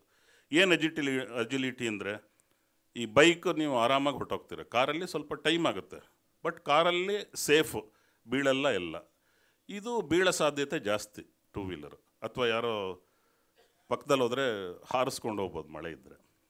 ಸೊ ಪ್ರೋಸ್ ಆ್ಯಂಡ್ ಕಾನ್ಸ್ ಎರಡರಲ್ಲೂ ಇದೆ. ಬಟ್ ಅಜಿಲಿಟಿ ಇದ್ದರೆ ನಿಮಗೆ ಸರ್ವೈವಲ್ಲು ಜಾಸ್ತಿ. ಈಗೇನೋ ನಮ್ಮ ಇದರಲ್ಲಿ ಟೆಕ್ನಾಲಜಿ ಸಿಕ್ಕಾಪಟ್ಟೆ ಚೇಂಜ್ ಆಗುತ್ತೆ. ಎವ್ರಿ 18 months ಒಂಥರ ಅದು ಇರೋದೇ ಇಲ್ಲ ಯಾವುದಿದೆ. ಯುಗದಲ್ಲಿ ನಿಂತಿರೋರಿಗೆ ಎಲ್ಲರಿಗೂ ಅದರ ಬಿಸಿ ಮುಟ್ಟಾಗಿದೆ ಅಲ್ವಾ. ಈಗ ನೋಡಿ, ನಾವು ಸ್ಟಾರ್ಟ್ ಮಾಡಿದಾಗ ಯಾವುದೋ ವಿಷುವಲ್ ಬೇಸಿಕ್ ಅಂತಿತ್ತು, VB+ ಅಂತ ಬಂತು, C ಬಂತು, C++, C#, ASP ಅಂತ, ASP.NET, ಪೈಥಾನ್. ನಮ್ಮದು ಒಂದು ಅಡ್ವಾಂಟೇಜ್ ಆಯಿತು ಅಂದರೆ, ಏನೋ ಗೊತ್ತಿಲ್ಲ, ನಾವು ಹೊಸ ಟೆಕ್ನಾಲಜಿನ ಅಪ್ಕೊಂಬಿಟ್ವಿ, ಅದಕ್ಕೆ ಬೇಗ ಇನ್ವೆಸ್ಟ್ ಮಾಡಿದ್ವಿ, ಅದನ್ನು ಕಲ್ತ್ಕೊಂಡ್ವಿ, ಅದರಲ್ಲಿ ಟ್ರೈನ್ ಮಾಡಿದ್ವಿ. ಈಗಲೂ ನಮ್ಮ ಕಂಪ್ನಿದು ಏನೋ motto is to train 25% of the employees on AI within this 12 months, ಅಂದರೆ ಇನ್ನು 12 ತಿಂಗಳಲ್ಲಿ. ಸೊ ಅದು ನಮ್ಮ ಇದು. ಸೊ ಆ ಥರ ಇದನ್ನೇ ಮಾಡಬೇಕು ಅಂತಿಲ್ಲ. ಸೊ ಮಾರುಕಟ್ಟೆ ಬದಲಾವಣೆಗಳಿಗೆ ಸ್ಪಂದಿಸೋದು ಅವಾಗ ಹೌದು, ಅಜೈಲ್ ಇದ್ದಾಗ ಆಗೋದು ಅಲ್ವಾ. ಅಜೈಲ್ ಇದ್ದಾಗ ಇನ್ನೊಂದು ನಿಮಗೆ ಅಡ್ವಾಂಟೇಜ್ ಬರುತ್ತೆ. ಯಾವುದೋ ಪ್ರಾಸ್ಪೆಕ್ಟ್ ಹತ್ರ ಹೋಗ್ತೀರಾ, ಅವನು ನಮ್ಮದು ಇದೇನು ಅಂದರೆ, ದೊಡ್ಡ ಕಂಪ್ನಿ ಏನು ಕೆಲಸ ಮಾಡ್ತಾರೋ ಅದನ್ನೇ ನಾನು ಮಾಡ್ತಾ ಇರೋದು. TCS, ಕಾಗ್ನಿಸೆಂಟ್, ವಿಪ್ರೋ ಏನು ಮಾಡ್ತಾರೋ ಆ ಥರದ್ದೇ ಸ್ವಲ್ಪ ನಾನು ಮಾಡೋದು. ಸ್ವಲ್ಪ ಟೆಕ್ನಾಲಜಿ ಇನ್ನೂ ಜಾಸ್ತಿ ಯೂಸ್ ಮಾಡ್ತೀನಿ. ಬಟ್ ಅವನ ಹತ್ರನೇ ಹೋಗ್ಬೋದಲ್ಲ ಪ್ರಾಸ್ಪೆಕ್ಟ್, ಅವನಿಗೆ ಕೊಡ್ಬೋದು ಅಂತ. ಅವನು ಒಂದೊಂದ್ಸಲಿ ಕೊಡಲ್ಲ, ನಮ್ಮ ಹತ್ರನೇ ಬರ್ತಾರೆ. ಯಾಕೆ ಅಂದರೆ ಅಜೈಲು ನನಗೆ ಏನೋ ಬ್ಯೂರೋಕ್ರಸಿ ಇಲ್ಲದೆ ನಾನು ಫೋನ್ ಮಾಡಿದ್ರೆ ಅಡ್ರೆಸ್ ಮಾಡ್ತಾನೆ. ಸೊ ಆ ಥರದ್ದು ನೀವು ಕಸ್ಟಮರ್ಗೆ ತೋರಿಸ್ಬೇಕು. ಆಮೇಲೆ ಸರ್, ರಿಲೇಷನ್ಶಿಪ್ನ ಬಿಯಾಂಡ್ ಕಾಂಟ್ರ್ಯಾಕ್ಟ್ ಬೆಳೆಸ್ಬೇಕು. Contract is one piece of paper ಅಲ್ವಾ. ಬಟ್ ನೀವು ನಿಮ್ಮ ಕಸ್ಟಮರ್ ಹತ್ರ ರಿಲೇಷನ್ಶಿಪ್ ಬಿಯಾಂಡ್ ಕಾಂಟ್ರ್ಯಾಕ್ಟ್, ಆವಾಗ ನಿಮಗೆ ಬಿಸ್ನೆಸ್ ಸಸ್ಟೈನ್ ಆಗುತ್ತೆ, ರಿನ್ಯೂ ಆಗುತ್ತೆ. ಸೊ ಆಮೇಲೆ ಸೇಲ್ಸು ತುಂಬ ಇಂಪಾರ್ಟೆಂಟ್. ಎಲ್ಲ ಟೆಕ್ನಿಕಲಿ ಅದ್ಭುತ, I am the best person, built the best system, framework, product. But ನೀವು ಅದನ್ನು ಮಾರಾಟ ಮಾಡಲಿಲ್ಲ ಅಂದರೆ, ಏಕೆಂದರೆ ಅದು ರೆವಿನ್ಯೂ ನಮ್ದು ಯಾವುದೂ ಆ ಥರ ಇದ್ರ ಫಂಡ್ ಥರ ಬಂದಿಲ್ಲ. ನಾವು ಫಂಡ್ ತೊಗೊಂಡಿದ್ದೀವಿ, ಬಟ್ ನಾಟ್ ಲೈಕ್ ಈಗ ಗೊತ್ತಲ್ಲ, ಯಾವ್ದಾರು ಬಂದರೆ ಮಿಲಿಯನ್ಸ್ ಆಫ್ ಫಂಡು. ಸೊ ನಮ್ಗೆ ಇನ್ವಾಯ್ಸ್ ಆಗಿ ಅವನ ಹತ್ರ ಫಾಲೋ ಅಪ್ ಮಾಡಿ ಕಲೆಕ್ಟ್ ಮಾಡಲಿಲ್ಲ ಅಂದರೆ ನನಗೆ ಕ್ಯಾಶ್ ಫ್ಲೋ ಸಿಚುಯೇಷನ್ ತುಂಬ ಕಷ್ಟ. ಸೊ ಅದನ್ನು ಅವನು ಗೊತ್ತಿರಬೇಕು. ಇವತ್ತಲ್ಲ ಆಯಿತು, ಇವತ್ತು ನನಗೆ 2 million ಫಂಡ್ ಆಗಿದೆ, ಅದು ಬರ್ನಿಂಗ್ ಗೊತ್ತಲ್ಲ, ಹೊರಟೋಗುತ್ತೆ, 6 ತಿಂಗಳಿಗೆ ಖಾಲಿ ಆಗ್ತೀನಿ, ನನಗೆ ಯಾರು ಕೊಡೋರು, ಮತ್ತೆ ಫಂಡ್ ಮಾಡಲ್ವಲ್ಲ ಅವನು. ಈಗಿನ ಸ್ಟಾರ್ಟಪ್ಗೆ ನಾನು ಹೇಳಿದ್ದು. ಸೊ ನಾನು ದಟ್ ಇನ್ವಾಯ್ಸ್ ಆ್ಯಂಡ್ ಕಲೆಕ್ಷನ್ ಅದಾಗಲಿಲ್ಲ ಅಂದರೆ ಆಗಲ್ಲ ಅಂತ ಅವ್ನಿಗೆ ಗೊತ್ತಿರಬೇಕು. ಈ 5-6 points: retention, acquisition, agility, new technology, culture, then relationship beyond contract and culture. ತುಂಬ ಅದ್ಭುತವಾಗಿ ಸಮರೈಸ್ ಮಾಡಿ ಹೇಳಿದ್ರು ಅನಿಸುತ್ತೆ. ನಾನು ನನ್ನ ಬಿಸ್ನೆಸ್ ಶುರು ಮಾಡೋಕ್ಕೆ ಮುಂಚೆ ಆ್ಯಕ್ಚುಲಿ ಒಂದು ಕಾರ್ಪೊರೇಟ್ ಕಂಪ್ನೀಸಲ್ಲಿ ಕೆಲಸ ಮಾಡ್ತಿದ್ದೆ. ಕಲ್ಚರ್ ಅನ್ನೋದಕ್ಕೆ ಬಹುಶಃ ಎಷ್ಟು ಇಂಪಾರ್ಟೆನ್ಸ್ ಕೊಡ್ತಾರೆ ಅಂದರೆ, ನಿಮ್ಮ ಹೈರಿಂಗ್ ಪ್ರೋಸೆಸ್ನಲ್ಲಿ ನೀವು ಫಸ್ಟು ನಿಮ್ಮ ಸರ್ಟಿಫಿಕೇಟ್ಸ್ ಎಲ್ಲ ಇದೆಯಾ, ನಿಮಗೆ ಇಂಟರ್ವ್ಯೂ ಮಾಡಿ ಟೆಕ್ನಿಕಲಿ ಕ್ವಾಲಿಫೈಡಾ, HR ರೌಂಡಲ್ಲಿ ಚೆನ್ನಾಗಿ ಪರ್ಫಾರ್ಮ್ ಮಾಡ್ತೀರಾ ಎಲ್ಲ ನೋಡಿ, ultimately there is a round called cultural fitment. ಅಂದರೆ ನೀವು ಕಲ್ಚರಲಿ ಆರ್ಗನೈಸೇಷನ್ ಫಿಟ್ ಆಗಲ್ಲ ಅಂತ ಗೊತ್ತಾದರೆ ತೊಗೊಳ್ಳದೇ ಇರೋವಂಥ ಕಂಪನೀಸ್ ಇದೆ. ನೀವು ಏನೇ ಇದ್ದರೂ, ಎಷ್ಟೇ ಅವರ ಬ್ಯಾಂಡಲ್ಲಿ ಬರ್ತಿದ್ರು, ವಿದ್ಯಾವಂತರಾಗಿದ್ದರು, ಪ್ರತಿಭೆ ಇದ್ರೂ, ಸೊ ಆ ಒಂದು ಕಲ್ಚರ್ನ ಹಾಗೆ ಉಳಿಸ್ಕೊಂಡು ಹೋಗೋದು ಅದು ಅಷ್ಟೊಂದು ವರ್ಷ ನಾವು ಮಾಡ್ತೀವಿ ಸರ್. ಅದನ್ನು ಅದ್ಭುತವಾದ ಕೆಲಸ ಅಂತಲೇ ಹೇಳಬೇಕು. ಅದಕ್ಕೂ ನಿಜವಾಗ್ಲೂ ಅಭಿನಂದನೆಗಳನ್ನ ತಿಳಿಸಲೇಬೇಕು. Thank you. ಸೊ ಕೊನೆಯದಾಗಿ ಇವಾಗ ಒಂದೆರಡು ಪ್ರಶ್ನೆಗಳು ಇಷ್ಟೊತ್ತು ಕೇಳಿರೋಂಥ ನಮ್ಮ ಇಲ್ಲಿ ಬಂದಿರುವಂಥ ಜನರು ಯಾರಿಗಾರೋ ಏನಾರೋ ಪ್ರಶ್ನೆಗಳು ಕೇಳಬೇಕು ಅಂತ ಕೇಳ್ಬೋದು. ನಮಗೆ ಏನು ಅನುಭವ ಇದೆ, ಇಬ್ಬರು ಸಹ ಸಂಸ್ಥಾಪಕರಿದ್ದಾರೆ ನಮ್ಮ ಜೊತೆ ಕ್ಯಾನ್ರಿಯಸ್ ಸಂಸ್ಥೆಯವರು. ಯಾರಿಗಾರೇನಾದ್ರು ಪ್ರಶ್ನೆಗಳಿದ್ದರೆ ಕೇಳ್ಬೋದು, ಕೇಳಿ.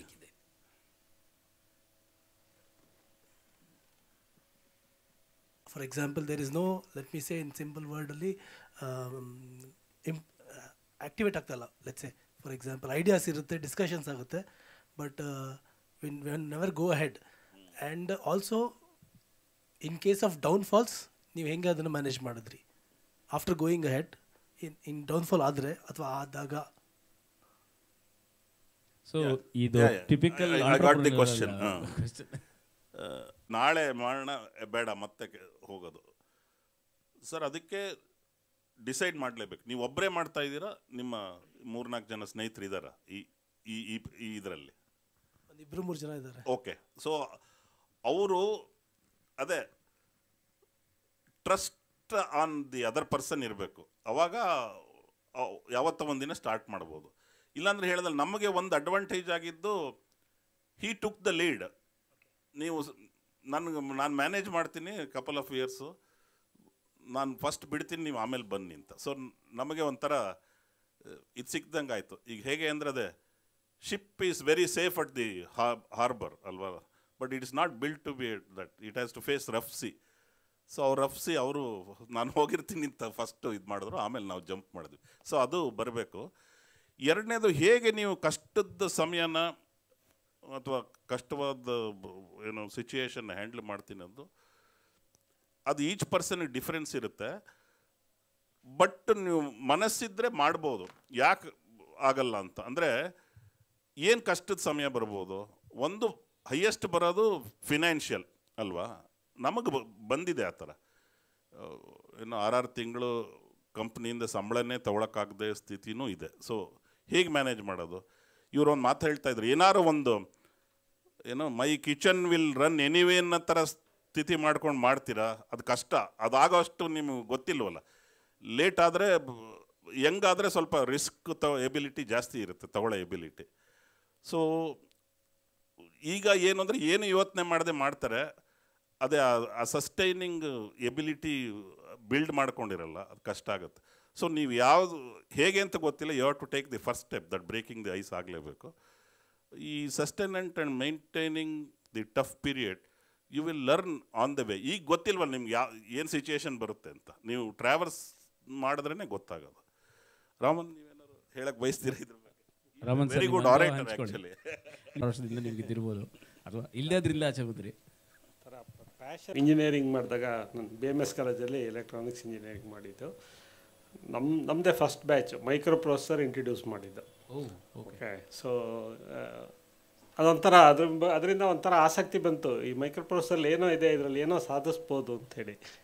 ಓಕೆ. ಸೊ ಅದ್ರ ಮೇಲೆ ಏನಾದ್ರು ಈ ಮೈಕ್ರೋ ಪ್ರೊಸೆಸರ್ ಇಟ್ಕೊಂಡು ಏನಾದ್ರು ಒಂದು ಇನ್ಸ್ಟ್ರೂಮೆಂಟ್ ಮಾಡಬೇಕು, ಸಾಫ್ಟ್ವೇರ್ ಡೆವಲಪ್ ಮಾಡಬೇಕು ಅನ್ನೋ ಇತ್ತು. ನಾನು ಫಸ್ಟ್ ಪ್ರೋಗ್ರಾಮ್ ಶುರು ಮಾಡಿದಾಗ ಪ್ರೋಗ್ರಾಮ್ ಬರಿತಿದ್ದು 0s and 1s ಅಲ್ಲಿ. ಸೊ ಹೆಕ್ಸಾಡೆಸಿಮಲ್ ಕೋಡ್ಗಳು ಯೂಸ್ ಮಾಡಿಕೊಂಡು 8085 ಅಂತ ಒಂದು ಇಂಟೆಲ್ ಮೈಕ್ರೋ ಪ್ರೊಸೆಸರ್ ನಮ್ಮದೇ ಫಸ್ಟ್ ಬ್ಯಾಚ್. ನಮ್ಮ ಲೆಕ್ಚರರ್ಗೂ ಗೊತ್ತಿಲ್ಲ, ಅವರು ಪುಸ್ತಕ ತೊಗೊಂಡು ಅಲ್ಲಿ ಓದ್ಕೊಂಡು ಬಂದು ಪಾಠ ಮಾಡೋರು ನಮಗೆ. ಸೊ ಹಾಗಾಗಿ ನಿಮ್ಗೆ ಆ ಥರ ಏನಾದ್ರು ಒಂದು ಮನಸ್ಸಿಗೆ ಬರಬೇಕು, ಇದು ಮಾಡಿದರೆ ಏನಾದ್ರು ಒಂದು ಸಾಧಿಸ್ಬೋದು ಅಂತ. ಆವಾಗ ಆಗುತ್ತೆ. ಸುಮ್ಮನೆ ಯಾರೋ ಏನೋ ಸ್ವಿಗ್ಗಿ ಏನೋ ಮಾಡ್ತಾನೆ, ಝೊಮ್ಯಾಟೊ ಏನೋ ಮಾಡ್ತಾನೆ, ಇನ್ನೊಬ್ಬ ಏನೋ ಮಾಡ್ತಾನೆ, ನಾನು ಒಂದು ಮಾಡೋಣ ಅಂದರೆ ಆಗೋದಿಲ್ಲ. ನಿಮ್ಮ ಮನಸ್ಸಲ್ಲಿ ಏನಾದ್ರು ಒಂದು ಇರಬೇಕು. ಅವಾಗ ಏನಾಯ್ತು ಅಂದರೆ, ಇಂಪೋರ್ಟೆಡ್ ಎಕ್ವಿಪ್ಮೆಂಟ್ಸ್ ತುಂಬ ಎಕ್ಸ್ಪೆನ್ಸಿವ್ ಆಗಿತ್ತು. ಒಂದು HP ಇನ್ಸ್ಟ್ರೂಮೆಂಟ್ ಬೇಕಂದರೆ ಅದು ಆ ಕಾಲದಲ್ಲೇ 2 ಲಕ್ಷ 3 ಲಕ್ಷ ರೂಪಾಯಿ ಇತ್ತು. ಸೊ ಇಷ್ಟೊಂದು ಯಾಕೆ ಬೆಲೆ ಆಗುತ್ತೆ, ನಾವು ಯಾಕೆ ಇದನ್ನು ಕಡಿಮೆ ದುಡ್ಡಿಗೆ ಮಾಡ್ಬೋದು, ಸಬ್ಸ್ಟಿಟ್ಯೂಟ್ ಅಂತ ಶುರು ಮಾಡಿ. ಸೊ ಏನಂದರೆ ಅವಾಗ ಅಷ್ಟು ಇನ್ಫ್ರಾಸ್ಟ್ರಕ್ಚರ್ ಸರಿ ಇರಲಿಲ್ಲ. ನಾವು ಮಾಡ್ತಾಯಿದ್ವಿ, ಬಟ್ ಆ ಮಟ್ಟಕ್ಕೆ ಕ್ವಾಲಿಟಿ ಕೊಡೋಕೆ ಆಗ್ತಾ ಇರಲಿಲ್ಲ. ಬಟ್ ಏನಂದರೆ ಜನಗಳಿಗೆ ಕೆಲಸ ಆಗೋದು. ಸೊ 2 ಲಕ್ಷ ರೂಪಾಯಿಂದ ನಾನು 50,000 ರೂಪಾಯಿ ಕೊಟ್ಟು ಸುಮಾರು ITI BEL ಎಲ್ಲ ಕಂಪ್ನಿಗೂ ಕೊಟ್ಟಿದ್ದೀವಿ ನಾವೆಲ್ಲ. ISRO VSSC ಯಾವ ಸಂಸ್ಥೆ ಹೇಳಿ ಎಲ್ಲರಿಗೂ ಅವಾಗ ಇನ್ಸ್ಟ್ರೂಮೆಂಟು. ನಮ್ಮ ಸ್ಟ್ರೆಂತ್ ಇದ್ದೇ ಅದು ಮೈಕ್ರೋ ಪ್ರೊಸೆಸರ್ ಮೇಲೆ ವರ್ಕ್ ಮಾಡ್ತಾಯಿದ್ವಿ, ಕಂಪ್ಯೂಟರ್ ಮೇಲೆ ವರ್ಕ್ ಮಾಡ್ತಾಯಿದ್ವಿ. ನಮ್ಗೆ ಎರಡರ ನಾಲೆಡ್ಜ್ ಇತ್ತು, ಸಾಫ್ಟ್ವೇರ್ ಇತ್ತು, ಹಾರ್ಡ್ವೇರ್ ಇತ್ತು, ಫರ್ಮ್ವೇರ್ ನಾವೇ ಬರೀತಾ ಇದ್ವಿ. ಓಕೆ. ಸೊ ಹಾಗಾಗಿ ನನಗನ್ಸುತ್ತೆ ನೀವು ನಿಮ್ಮ ಮನಸ್ಸಿಗೆ ಇದರ ಒಂದು ಬಿಸ್ನೆಸ್ ಸಾಹಸ ಮಾಡ್ತೀನಿ ಅಂತ ಹೋದಾಗ ಅದು ಒಂದು ಸೆಳೆತ ಅದೇ ಅಲ್ವಾ ಸರ್ ಪ್ಯಾಷನ್. ಅದಕ್ಕೆ ತಕ್ಕಾಗೆ PC ಬಂತು. ನಾವೊಂದು ಕೆಲಸಕ್ಕೆ ಸೇರ IBM PC ಕಂಪ್ಯಾಟಬಲ್ ಅಂದ್ಬಿಟ್ಟು 80 ಬೇಸ್ಡ್ ಕಂಪ್ಯೂಟರ್ಸ್ ಬಂತು. ಸೊ ಕಂಪ್ಯೂಟರ್ಗೆ ಒಂದು ಇಂಟರ್ಫೇಸ್ ಕಾರ್ಡ್ ಡೆವಲಪ್ ಮಾಡಿದ್ವಿ, ಅದರಿಂದ ಇನ್ಸ್ಟ್ರೂಮೆಂಟ್ನ ಕಂಟ್ರೋಲ್ ಮಾಡ್ಬೋದು ಅಂತ ಫಸ್ಟ್ ಟೈಮ್ ಮಾಡಿದಾಗ ಅದ್ರ ಒಂಥರ ಖುಷಿ ಸಿಗೋದು ದುಡ್ಡಿಗಿಂತ ಹೆಚ್ಚಾಗಿ. ಸೊ ಅದು ವಾಸ್ತವದಲ್ಲಿ ಹೇಳಬೇಕು ಅಂದರೆ ಅದರ ಒಂದು ಶುರುವಾಗೋದಾಗಲಿ ಅದರಲ್ಲಿ ತೊಡಗೋದಾಗಲಿ ಇಟ್ಸ್ ಎಮೋಷನಲ್ ಜರ್ನಿ ಅಂತಲೇ ಹೇಳಬೇಕು. ಆ ಒಂದು passion is also kind of ಅದಿರಲೇಬೇಕು ಸರ್. ಡಿಫಾಲ್ಟ್ ಪ್ಯಾಷನ್ ಇಲ್ಲ ಅಂದ್ರೆ ನೀವು ಮಾಡೋಕ್ಕಾಗಲ್ಲ. ಆಮೇಲೆ ನೀವು ದುಡ್ಡಿಲ್ದಲ್ಲೇ ಇದ್ರೂ ಜೀವನ ಮಾಡೋದಕ್ಕೆ ಏನು ಬೇಕೋ ಅದನ್ನ ಮಾಡ್ಕೊಂಡಿರ್ಬೇಕು, ಇಲ್ಲಾಂದರೆ ಅದು ಕಷ್ಟ ಆಗುತ್ತೆ. ನಮಗೆ ಅದಿರಲಿಲ್ಲ ಆ್ಯಕ್ಚುಲಾಗಿ. ಇಲ್ಲ, ಬಹುತೇಕ ಮೊದಲನೇ ತಲೆಮಾರಿನ ಉದ್ಯಮಿಗಳು ಯಾರೇ ಬಂದ್ರೂ ಎಸ್ಪೆಷಲಿ ನಂಗೆ ಕನ್ನಡದವ್ರ ಬಗ್ಗೆ ಜಾಸ್ತಿ ಸ್ಟಡಿ ಮಾಡಿರೋದು, ಬೇರೆ ಕಡೆ ಇರೋ ಬೆಂಬಲ ಇಲ್ಲಿ ಇಲ್ಲ ಅಂತಲೂ ಅದನ್ನೇ ಹೇಳಿರೋದು. ಯಾರ ಕತೆ ಕೇಳಿದ್ರು ಹೆಚ್ಚು ಕಡಿಮೆ ಒಂದೇ ರೀತಿಯಲ್ಲೇ ಅವರು ಆ ಪಿಟ್ ಫಾಲ್ಸ್ ಇದೆಯಲ್ಲ, ಇಟ್ಸ್ ಅ ಲೋನ್ಲಿ ಜರ್ನಿ. ಅದು ತುಂಬ ಕಷ್ಟ, ಜೊತೆಗಾರರು ಇಲ್ಲ ಅಂದ್ಬಿಟ್ಟಾಗ ಅದು ಯು ಫೀಲ್ ಬ್ರೋಕ್. ಆಮೇಲೆ ನಾವು ಯಾರು ಬೆಂಗಳೂರವರಲ್ಲ, ಹೇಳ್ತಾ ಇದ್ರು ನೀವು ಫಸ್ಟ್ ಜನರೇಷನ್ ಆಂಟ್ರಪ್ರೆನರ್ ಅಂದರೆ ಬೆಂಗಳೂರು ನೋಡಿದ್ರಲ್ಲ ಫಸ್ಟ್ ಜನರೇಷನ್. ಹೌದೌದು. ಸೊ ಇಲ್ಲೇ ಒಬ್ಬರು ನನ್ನ ಸ್ನೇಹಿತೆ ಮತ್ತು actually music teacher, she is A doctor by profession. Okay, I mean academics. Okay. But ಅವರಿಗೆ ಸಂಗೀತ ಅಂದರೆ ತುಂಬ ಇಷ್ಟ ಆಗಿ ಅವರು ಆ ಪ್ರೊಫೆಷನ್ಗೆ ಹೋಗಲಿಲ್ಲ, ಕೆಲಸ ಮಾಡಿದ್ರು ಬೇರೆ ಕಡೆ. ಈಗ full time musician, she teachers. ಅಂದರೆ ಅವರು ಅದನ್ನು ಎಂಜಾಯ್ ಮಾಡ್ತಾರೆ. ಸೊ ಅವರು ಕೈಂಡ್ ಆಫ್ ಎನ್ ಆಂಟ್ರಪ್ರಿನರ್. ಅಂದರೆ ಅವರು ಅದಕ್ಕೆ ಹೋಗದೇನೆ ನನಗೇನು ಇಷ್ಟನೋ ಅದನ್ನ ನಾನು ಮಾಡ್ತೀನಿ ಅನ್ನೋದು ಒಂದು ಅಡ್ವಾಂಟೇಜ್ ಅವ್ರಿಗಿರ್ಬೋದು. ಅದೇ ನನಗೆ ಕಿಚನ್ ರನ್ ಮಾಡೋಕ್ಕಷ್ಟು ಇದಿಲ್ಲ ಅಂತ. So she has support from parents. But she took the decision. All are may be pear pressure, doctor ನಾನಲ್ಲಿ ಕೆಲಸ, ಬಟ್ ನನಗೆ ಇದೇ ಖುಷಿ ಕೊಡೋದು ಅಂತ. ಶ್ರೀಲಕ್ಷ್ಮಿ ಅಂತ. ಸೊ ತುಂಬ ಸ್ಫೂರ್ತಿದಾಯಕವಾದಂಥ ಉತ್ತರ ಅದು ಆ್ಯಕ್ಚುಲಿ. ಹೌದೌದು, ಯಾಕಂದರೆ ಇಲ್ಲಿ ನಿದರ್ಶನ ಇದ್ದಾರೆ. ಸೊ ಇನ್ಯಾವುದಾದ್ರು ಪ್ರಶ್ನೆಗಳಿತ್ತಾ? ಇವತ್ತಿಂದು ಈವೆಂಟು ನೋಡಿದ್ರೆ ಇಲ್ಲಿ ಬಿಸ್ನೆಸ್ಸಲ್ಲಿ ಸೀನಿಯರ್ಸ್ ಇದ್ದಾರೆ, ಮತ್ತು ಮೇಲ್ಗಡೆ ಪುಟಾಣಿಗಳು ಚಿತ್ರ ಬರಿತಾ ಇದ್ದಾರೆ, ಮತ್ತು ಪೇರೆಂಟ್ಸು ತುಂಬ ಜನ ಇಲ್ಲೇ ಇದ್ದಾರೆ. ಸಂತೆಯಲ್ಲಿ ಕನ್ನಡಿಗ ಬುಕ್ ಟೈಟಲ್ ತುಂಬ ಚೆನ್ನಾಗಿದೆ. ಓಕೆ, ಯಾಕಂದರೆ ಗ್ರೌಂಡಲ್ಲಿ ಏನು ಸಂತೆಯಲ್ಲಿ ಹೆಂಗೆ ಇರುತ್ತೆ ಎನ್ವೈರ್ಮೆಂಟು, ಸೊ ಆ ಥರ ಹೊರಗಡೆ ಬಂದಾಗ ಪರಿಸ್ಥಿತಿ ಹೇಗಿರುತ್ತೆ, ಸೊ ನಾಳೆ ದಿನ ಪುಟಾಣಿಗಳು ಓದ್ಬಿಟ್ಟು ಮುಂದೆ ಹೋದಾಗ ಯಾವ ಥರ ಪರಿಸ್ಥಿತಿ ಇರುತ್ತೆ, ಸೊ ಅದ್ರ ಬಗ್ಗೆ ಪುಸ್ತಕದಲ್ಲಿ, ಅಂದರೆ ಈಗ ಏನು ಚೇಂಜಸ್ ಆಗ್ತಾ ಇದೆ, ಸೊ ಮುಂದೆ ಫ್ಯೂಚರ್ ಡೈರೆಕ್ಷನ್ ಹೇಗಿದೆ ಬಿಸ್ನೆಸ್ಸಲ್ಲಿ, ಆ ಸಂತೆ ಹೇಗಿರುತ್ತೆ ಮುಂದೆ, ಅದ್ರ ಬಗ್ಗೆ ಪುಸ್ತಕದಲ್ಲಿ ಏನಾದ್ರು ಇದೆಯಾ? ಇದಕ್ಕೆ ಪುಸ್ತಕದಲ್ಲಿ ನಾನು ಪ್ರಸ್ತಾಪ ಮಾಡಿಲ್ಲ, ಆದರೆ ಈಗ ರಘು ಸರ್ ಒಂದು ಉತ್ತರ ಕೊಟ್ಟರು. ಏನು ಅಂದರೆ ಬದಲಾವಣೆಗೆ ಸ್ಪಂದಿಸುವುದು, ಹೊಂದ್ಕೊಂಡು ಹೋಗೋದು ಅಂತ. ಸೊ ಇವತ್ತು AI ಅಂದರೆ ಅವತ್ತಿನ ಕಾಲಕ್ಕೆ ಮೋಸ್ಟ್ಲಿ 2Kನೇ ಒಂದು ಇದಕ್ಕಿಂತ ದೊಡ್ಡ ಬಾಂಬ್ ಅದು. 2K ಪ್ರಾಬ್ಲಮ್ ಅಂತ, ಆ್ಯಕ್ಚುಲಿ 2K ಪ್ರಾಬ್ಲಮ್ ಅಂತ ಮಾಡ್ಬಿಟ್ಟಿದ್ರು ಅದನ್ನ. Y2K ಅಂತ, Y2K ಪ್ರಾಬ್ಲಮ್ ಅಂತ ಮಾಡ್ಬಿಟ್ಟಿದ್ರು. ಸೊ ಅವತ್ತಿಗೆ AI-ಗಿಂತ ದೊಡ್ಡ ಬಾಂಬ್ ಅದು. ಸೊ ಯಾವುದೇ ಈ ಪುಸ್ತಕದಲ್ಲಿ ಆ್ಯಕ್ಚುಲಿ ಬೇಸಿಕಲಿ AI ಅಥವಾ ತಂತ್ರಜ್ಞಾನ ಅಂತ ಒಂದು ಕೇಂದ್ರಿತವಾದ ಪುಸ್ತಕ ಅಲ್ಲ. ವ್ಯಾಪಾರ ಅನ್ನೋದು ಅವನು ಸಗಟು ವ್ಯಾಪಾರ ಮಾಡ್ತಾ ಇರಲಿ, ಅವರೊಬ್ಬ ಕಲಾವಿದ ಅವ್ನು ಪೇಂಟಿಂಗ್ನಾರೋ ಮಾಡ್ತಾ ಇರಲಿ, ಅಥವಾ ಒಬ್ಬ ಸಂಸ್ಥೆಯನ್ನು ಕಟ್ಟಿ 1000 ಜನಕ್ಕೆ ಕೆಲಸ ಕೊಡ್ತಿರಲಿ, ಒಂದು ಫ್ಯಾಕ್ಟ್ರಿಯನ್ನು ಇಟ್ಟಿರಲಿ, ಇನ್ಫ್ಯಾಕ್ಟ್ ಅದರೊಳಗೆ ಎಷ್ಟು ಥರ ಬಿಸ್ನೆಸ್ ಮಾಡ್ಬೋದು ಅನ್ನೋದು ಒಂದು ಕಾಲಮ್ ಇದೆ. ಆ ಆಯ್ಕೆ ತುಂಬ ಮುಖ್ಯ. ಈಗ ಅವರು ಓದಿಗೆ, ಅವರ ಮನಸ್ಸಿಗೆ, ಅವರ ಚಿಂತನೆಗೆ ಹತ್ತಿರವಾದ್ದು ಸೆಳೆತದಿಂದ ಒಂದು ಬಿಸ್ನೆಸ್ನ ಶುರು ಮಾಡಿದೆ ಅಂತ ಹೇಳಿದ್ರು. ಈಗ ನನಗೂ actually basically I am artist. So ನನಗೆ ಡಿಜಿಟಲ್ ಮೀಡಿಯಾ ಬಿಸ್ನೆಸ್ಗೆ ಹೋಗೋದು it was almost in the flow. ನನಗೇನು ಅದೊಂದು ಬದಲಾವಣೆ ಅಂತಲೇ ಅನ್ಸಲ್ಲ. ನಾನು ಮೊದಲು ಏನು ನೋಡಿದ್ರು ಶೇಪ್ ಎಲ್ಲನೂ ಲೋಗೋ ಥರ ಕಾಣಿಸ್ತಿತ್ತು. ಎಲ್ಲವೂ ನನಗೇನೋ ವೀಡಿಯೋ ಇದು ಹಿಂಗೆ ಮಾಡ್ಬೋದು, ಕಾಪಿ ಈ ಥರ ಬರಿಬೋದು, ಪನ್ ಈ ಥರ ಬರಿಬೋದು ಅನ್ನೋದು ಚಿಕ್ಕ ಹುಡುಗನಿಂದ ಇದೆ ನನಗೆ. So it is a flow. ನನಗೇನು ಅದನ್ನು ಇಟ್ಸ್ ಮೈ ಸೆಕೆಂಡ್ ಕ್ಯಾರೆಕ್ಟರ್ ಅನಿಸುತ್ತೆ. ಸೊ ನಿಮ್ಮ ಬಿಸ್ನೆಸ್ನ ಆಯ್ಕೆ ಮಾಡ್ಕೊಳ್ಳುವಾಗ ನಿಮಗೆ ಅದು ಸೂಟಬಲ್. ಈಗ ಉದಾಹರಣೆ ಮ್ಯಾನುಫ್ಯಾಕ್ಚರಿಂಗ್ ಹೋಗ್ತೀರಾ ಅಂದರೆ ಏನೋ ಒಂದು ಇಷ್ಟು ಬಂಡವಾಳ ಅಂತ ಬೇಕು ನಿಮಗೆ. ಅದರಲ್ಲಿ ಬೇಸಿಕ್ ಇಂಥದ್ದೇನೋ ಒಂದು ಅವಶ್ಯಕತೆಗಳಿರುತ್ತೆ ಪ್ರತಿಯೊಂದು ಬಿಸ್ನೆಸ್ಸಿಗೂ. ಈಗ ಒಬ್ಬ ಬಹುಶಃ ಯಾವುದೋ ಒಂದು LIC ಏಜೆಂಟ್ ಆಗಬೇಕು ಅಂತ ಯೋಚನೆ ಮಾಡಿದ್ರೆ ಒಬ್ಬ ಫ್ಯಾಕ್ಟ್ರಿ ಕಟ್ಟೋನ್ಗೂ LIC ಏಜೆಂಟ್ ಆಗಿ ಶುರು ಮಾಡೋನ್ಗೂ ತುಂಬ ವ್ಯತ್ಯಾಸ ಇದೆ ಅಲ್ವಾ? ಸೊ ಪ್ರತಿಯೊಂದು ಬಿಸ್ನೆಸ್ಸು ಪ್ರತಿಯೊಬ್ಬರಿಗೂ ಆಗುತ್ತೆ ಅಂತ ಹೇಳೋಕ್ಕಲ್ಲ, ಅದು ಮಾಡಲೂಬಾರ್ದು. ಸೊ ಆಯ್ಕೆ ಮಾಡ್ಕೊಳ್ಳೋದು ಕೂಡ ಒಂದು ಮುಖ್ಯವಾದ ಭಾಗ. ಆ ಒಂದು ಜರ್ನಿ ಏನಿದೆ ಬಿಸ್ನೆಸ್ ಶುರು ಮಾಡೋದ್ರೊಳಗೆ ಆಯ್ಕೆ ಮಾಡ್ಕೊಳ್ಳೋದು, ಮನಸ್ಥಿತಿ. ಆಮೇಲೆ ಇನ್ಫ್ಯಾಕ್ಟ್ ನೀವು ಒಂದು ಮಾತು ಹೇಳಿದ್ರಿ, ಏನಂದರೆ ಒಬ್ಬರು ಮದುವೆ ಆಗಿತ್ತು, ಒಬ್ರು ಮದುವೆ ಆಗಿರಲಿಲ್ಲ ಅಂತ. ನಾನು ಹೇಳ್ಬೇಕಾದ್ರೆ ನೆನಪು ಬಂತು, ಅಕಸ್ಮಾತ್ ತುಂಬ ಚಿಕ್ಕ ವಯಸ್ಸಿನಲ್ಲೇ ನಿಮಗೆ ಬಿಸ್ನೆಸ್ ಬಗ್ಗೆ ಸೆಳೆತಾ ಬಂದು ಅದನ್ನು ಶುರು ಮಾಡೋ ಅವಕಾಶ ಸಿಕ್ಕಿದ್ರೆ ಜೀವನದ ಮುಂದಿನ ಕೆಲವು ಘಟ್ಟಗಳನ್ನು ನೀವು ಬಿಸ್ನೆಸ್ನೇ ಮನಸ್ಸಿನಲ್ಲಿ ಇಟ್ಕೊಂಡು ಹೇಗೆ ಪ್ಲ್ಯಾನ್ ಮಾಡ್ಕೋಬೋದು ಅನ್ನೋದು ಒಂದು ಅಧ್ಯಾಯ, ಅದ್ರ ಬಗ್ಗೆನೂ ಬರ್ದಿದ್ದೀನಿ ನಾನು. ಯಾಕೆಂದರೆ ಅದು ಕೆಲವರು ನನ್ನ ಸ್ನೇಹಿತರನ್ನೇ ಕೆಲವರು ನಾನು ಮಾತಾಡಿಸಿದ ಪ್ರಕಾರ ಅವರು ಅದನ್ನು ಹೇಳಿದರು. ನಾವು ಚಿಕ್ಕವನಲ್ಲಿ 22 ವರ್ಷಕ್ಕೇ ನಾನು ಟ್ರೈ ಮಾಡಿದೆ. ಆಲ್ಮೋಸ್ಟ್ 3-4 ವರ್ಷ ಆದಮೇಲೆ ನಂಗೆ ಸರಿ ಹೋಗಲಿಲ್ಲ, 1 ವರ್ಷ ಕೆಲಸ ಬಿಟ್ಟೆ, ತಿರ್ಗಾ ಶುರು ಮಾಡಿದೆ, ಈಗ ಚೆನ್ನಾಗಿದ್ದೀನಿ ಅಂತ. ಸೊ ಚಿಕ್ಕ ವಯಸ್ಸಲ್ಲೇ ಒಂಥರ ಟ್ರೈ ಮಾಡಿ ಏನೋ ಒಂದು ವರ್ಕ್ ಆಗುತ್ತೆ ವರ್ಕ್ ಆಗಲ್ಲ ಅಂತ ಟೆಸ್ಟಿಂಗ್ ದಿ ವಾಟರ್ಸ್ ಅಂತ ಮಾಡಿದವರು ಇರ್ತಾರೆ. ಸೊ ಅಥವಾ ಯಾವುದೋ ಒಂದು ವಿಷಯದಲ್ಲಿ ಫಸ್ಟ್ ಜನ್ರೇಷನ್ ಬಿಸ್ನೆಸ್ ನಡೆದಿದೆ, ಸೆಕೆಂಡ್ ಜನ್ರೇಷನ್ ಬೇಕು ಅಂದರೆ ಏನು ಮಾಡ್ಬೋದು. ಸೊ ಈ ಥರ ಬಿಸ್ನೆಸ್ ಸುತ್ತ ಹಲವಾರು ಚಿಂತನೆಗಳನ್ನ ತರೋವಂಥ ಪ್ರಯತ್ನ ಮಾಡಿರೋದು. ಸೊ ನಾನು ಶುರುವಾದಾಗಲೇ ಏನು ಹೇಳಿದೆ ಅಂದರೆ, ನಾವು ಯಾವ ಆದರ್ಶ ಹೀಗಿರಬೇಕು, ಹೀಗೆ ಮಾಡೋಣ ಅಂತ ಅಂದ್ಕೊಂಡಿದ್ದೀವಿ, ಅದು ಆಚರಣೆಯಲ್ಲಿರುವಂಥ ಸಂಸ್ಥೆ ಕ್ಯಾನರೀಸ್ ಅಂತಲೇ ಹೇಳ್ಬೋದು. ಆದರೆ ಈ ಒಂದು ಸೋಷಿಯಲ್ ಸಪೋರ್ಟು, ಈಗ ನೀವು ಕೇಳಿದ ಪ್ರಶ್ನೆಗೆ ಇಂಥದ್ದೇ ಒಂದು AI ಅಥವಾ ಯಾವುದೇ ಒಂದು ಡಿಸ್ರಪ್ಷನ್ ಮುಂದೆ ಏನಾಗುತ್ತೆ ಅನ್ನೋದು ಗೊತ್ತಿಲ್ಲ, ಏನು ಬೇಕೋ ಆಗ್ಬೋದು. ಈ ಗ್ಲೋಬಲೈಸೇಷನ್ನೇ ನಿಂತೋಗ್ಬಿಡುತ್ತೆ, ಏನು ಮಾಡೋಕ್ಕಾಗತ್ತೆ? ಗ್ಲೋಬಲೈಸೇಷನ್ನೇ ನಿಂತೋಯ್ತು ಅಂದ್ರೂ ವಿ ಟು ಫೈಂಡ್ ಆಲ್ಟರ್ನೇಟಿವ್ಸ್, ಏನೋ ಒಂದು ಅದಕ್ಕೂ ಹೊಂದ್ಕೊಂಡು ಏನೋ ಒಂದು ಮಾಡಲೇಬೇಕು. ಇಷ್ಟೊಂದು ಯುದ್ಧ ಆಗ್ತಿದೆ, ಇದ್ರ ಮಧ್ಯೆನೂ ಕಂಪನೀಸ್ ನಡೀತಿದೆ, ಅದು ಅಡ್ಯಾಪ್ಟ್ ಆಗ್ತಾ ಇರ್ತಾರೆ. ಈಗ ಅವ್ರು ಎಲೆಕ್ಟ್ರಾನಿಕ್ಸಿಂದ ಶುರು ಮಾಡಿ 6 ವರ್ಷ ಆದಮೇಲೆ ಸಾಫ್ಟ್ವೇರ್ಗೆ ಬಂದಿದ್ವಿ ಅಂತ ಹೇಳಿದ್ರು. ಸೊ ಆ ರೀತಿ ಕೆಲವೊಂದು ಬದಲಾವಣೆಗಳನ್ನ ಮಾಡ್ಕೊಂಡು ಹೋಗ್ತಾ ಹೋದರೆ ಅದು ನನ್ನ ಉತ್ತರ ಸೂಕ್ತವಾಗಿದೆ ಅನಿಸುತ್ತೆ ಸರ್. ಎಲೆಕ್ಟ್ರಾನಿಕ್ಸ್ ಓಕೆ, ಮತ್ತೆ ಸಾಫ್ಟ್ವೇರ್ ಹೋಗಿದ್ದು. So I think I answered your question. ಜನರು ನೋಡಿದ್ದೀರಾ, ಕಂಪ್ನಿ ಚೇಂಜಸ್ ನೋಡಿದ್ದೀರಾ. ಸೊ ಯಾವ ಥರ ನೀವು ಅಂದರೆ ಕೆಲವುದೆಲ್ಲ ಪಾಯಿಂಟ್ಸ್ ಹೇಳಿದ್ರಿ. ಸೊ ಕಲ್ಚರು, ಟ್ಯಾಲೆಂಟು, ಸೊ ಅದ್ರ ಬಗ್ಗೆ ಒಂದಿಷ್ಟು ಪಾಯಿಂಟ್ಸ್ ಒಂಚೂರು ಹೇಳಿದ್ರೆ ಹೆಲ್ಪ್ ಆಗುತ್ತೆ. ಸೋಷಿಯಲೈಸ್ ಆದಾಗ ತಪ್ಪು ಮಾಡೋದು ಇದು ಅವ್ರಿಗೆ ಗೊತ್ತಾಗಿ ಅವರು ಸರ್ ಅವರು ಮಕ್ಕಳು ಎಷ್ಟು ಇದು ಅಂದರೆ ನೀವು ಗೊತ್ತಲ್ಲ, ನೀವು ಕಡಿಮೆ ಅವರು ಬೇಗ ಕಲಿತಾರೆ ಅವರು. ನಾವು ಕನ್ಸ್ಟ್ರೈಂಟ್ ಹಾಕ್ತೀವಿ, ನೀನು ಇದು ಮಾಡಬೇಡ, ಅಲ್ಲಿ ಕೂತ್ಕೋಬೇಡ, ಇದು ಮಾಡ, ಇಷ್ಟೊಂದು ಡಿಸಿಪ್ಲಿನ್ಡ್ ಅವಕ್ಕೆ. ಅದು ಆ್ಯಕ್ಚುಲಿ ನನಗೆ ಗೊತ್ತಿಲ್ಲ, ವೇ ಆಫ್ ಎಜುಕೇಷನ್ನೇ ಚೇಂಜ್ ಮಾಡಬೇಕು. ಅವನು ಸೋಮವಾರ ಬೆಳಗ್ಗೆ ಸ್ಕೂಲ್ಗೆ ಹೋಗೋಕ್ಕೆ ಹಾತೊರಿಬೇಕು. ಈಗ ಕಷ್ಟ, ಯಾಕೆಂದರೆ ಮಿಸ್ ಬೈತಾರೆ, ಸಿಕ್ಕಾಪಟ್ಟೆ ಹೋಮ್ವರ್ಕು, ಹೈಲಿ ಪ್ರೆಷರೈಸ್ಡು, ಮಾರ್ಕ್ಸ್ ಡ್ರಿವನ್ನು. ಅಂದರೆ ಈಗ ನಾವು ಇವರು ಏನು ಆ ಥರ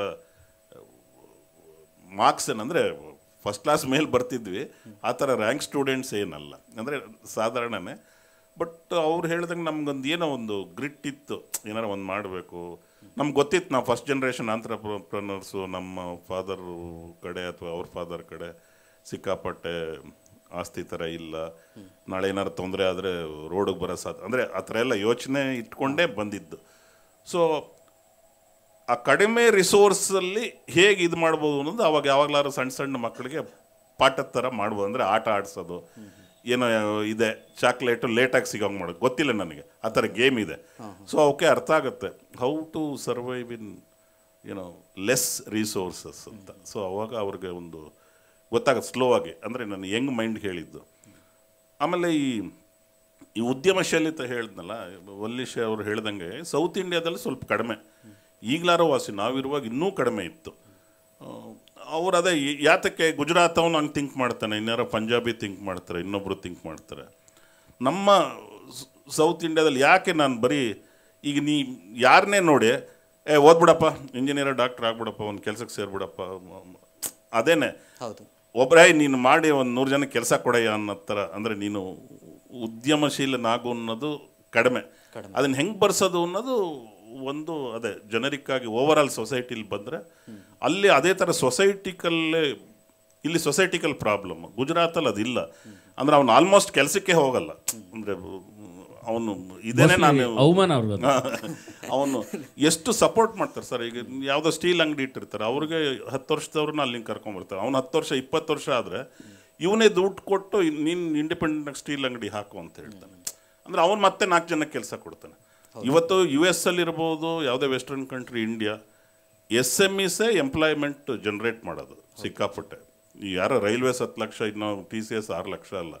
ಈ ಸಣ್ಣ ಸಣ್ಣ ಉದ್ದಿಮೆಗಳಿದೆಯಲ್ಲ, 30 ಜನ, 50 ಜನ, 100 ಜನ, 200, ಅವ್ರದ್ದು ನೀವು ಇದು ಮಾಡಿದ್ರೆ 70% ಎಂಪ್ಲಾಯ್ಮೆಂಟು SMEs ಜನರೇಟ್ ಮಾಡೋದು.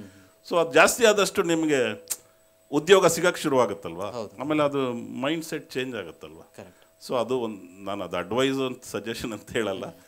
ಬಟ್ ಆಮೇಲೆ ಇನ್ನೊಂದು, ಅವನೇನಾರು ಮಾಡೋಕ್ಕೆ ಹೋದಾಗ ಹೊರಗಡೆ ಅವ್ರಿಗೆ ಗೊತ್ತಲ್ಲ, ನಿಮಗೆ ನಮಗೇನೆ, ನಾನು ಇವರು ಯಾವಾಗ ಮಾತಾಡ್ಕೋತಿದ್ವಿ, ನೋಡೋ ಅಂಥ ಒಳ್ಳೆ ಕೆಲಸದಲ್ಲಿ ಇದ್ದ, ಹುಚ್ಚ ಬಿಟ್ಬಿಟ್ಟು ಏನೋ ಮಾಡ್ತೀನಿ ಅಂತ ಹೊರಟಿದ್ದಾನೆ, ಏನಾಗುತ್ತೆ ಇವನು ಫೇಲ್ ಅಂದರೆ ಅದೇ ಥರ ಹೇಳೋರೇ ಜಾಸ್ತಿ ಅಲ್ವಾ, ನೆಗೆಟಿವ್. ಸೊ ಈ ನಮ್ಮ ಇದರಲ್ಲಿ ಒಬ್ಬರು ಕವಿಗಳಿದ್ರು, KS ನರಸಿಂಹಸ್ವಾಮಿ ಅಂತ, ತುಂಬ ಚೆನ್ನಾಗಿ ಬರೆಯೋರು.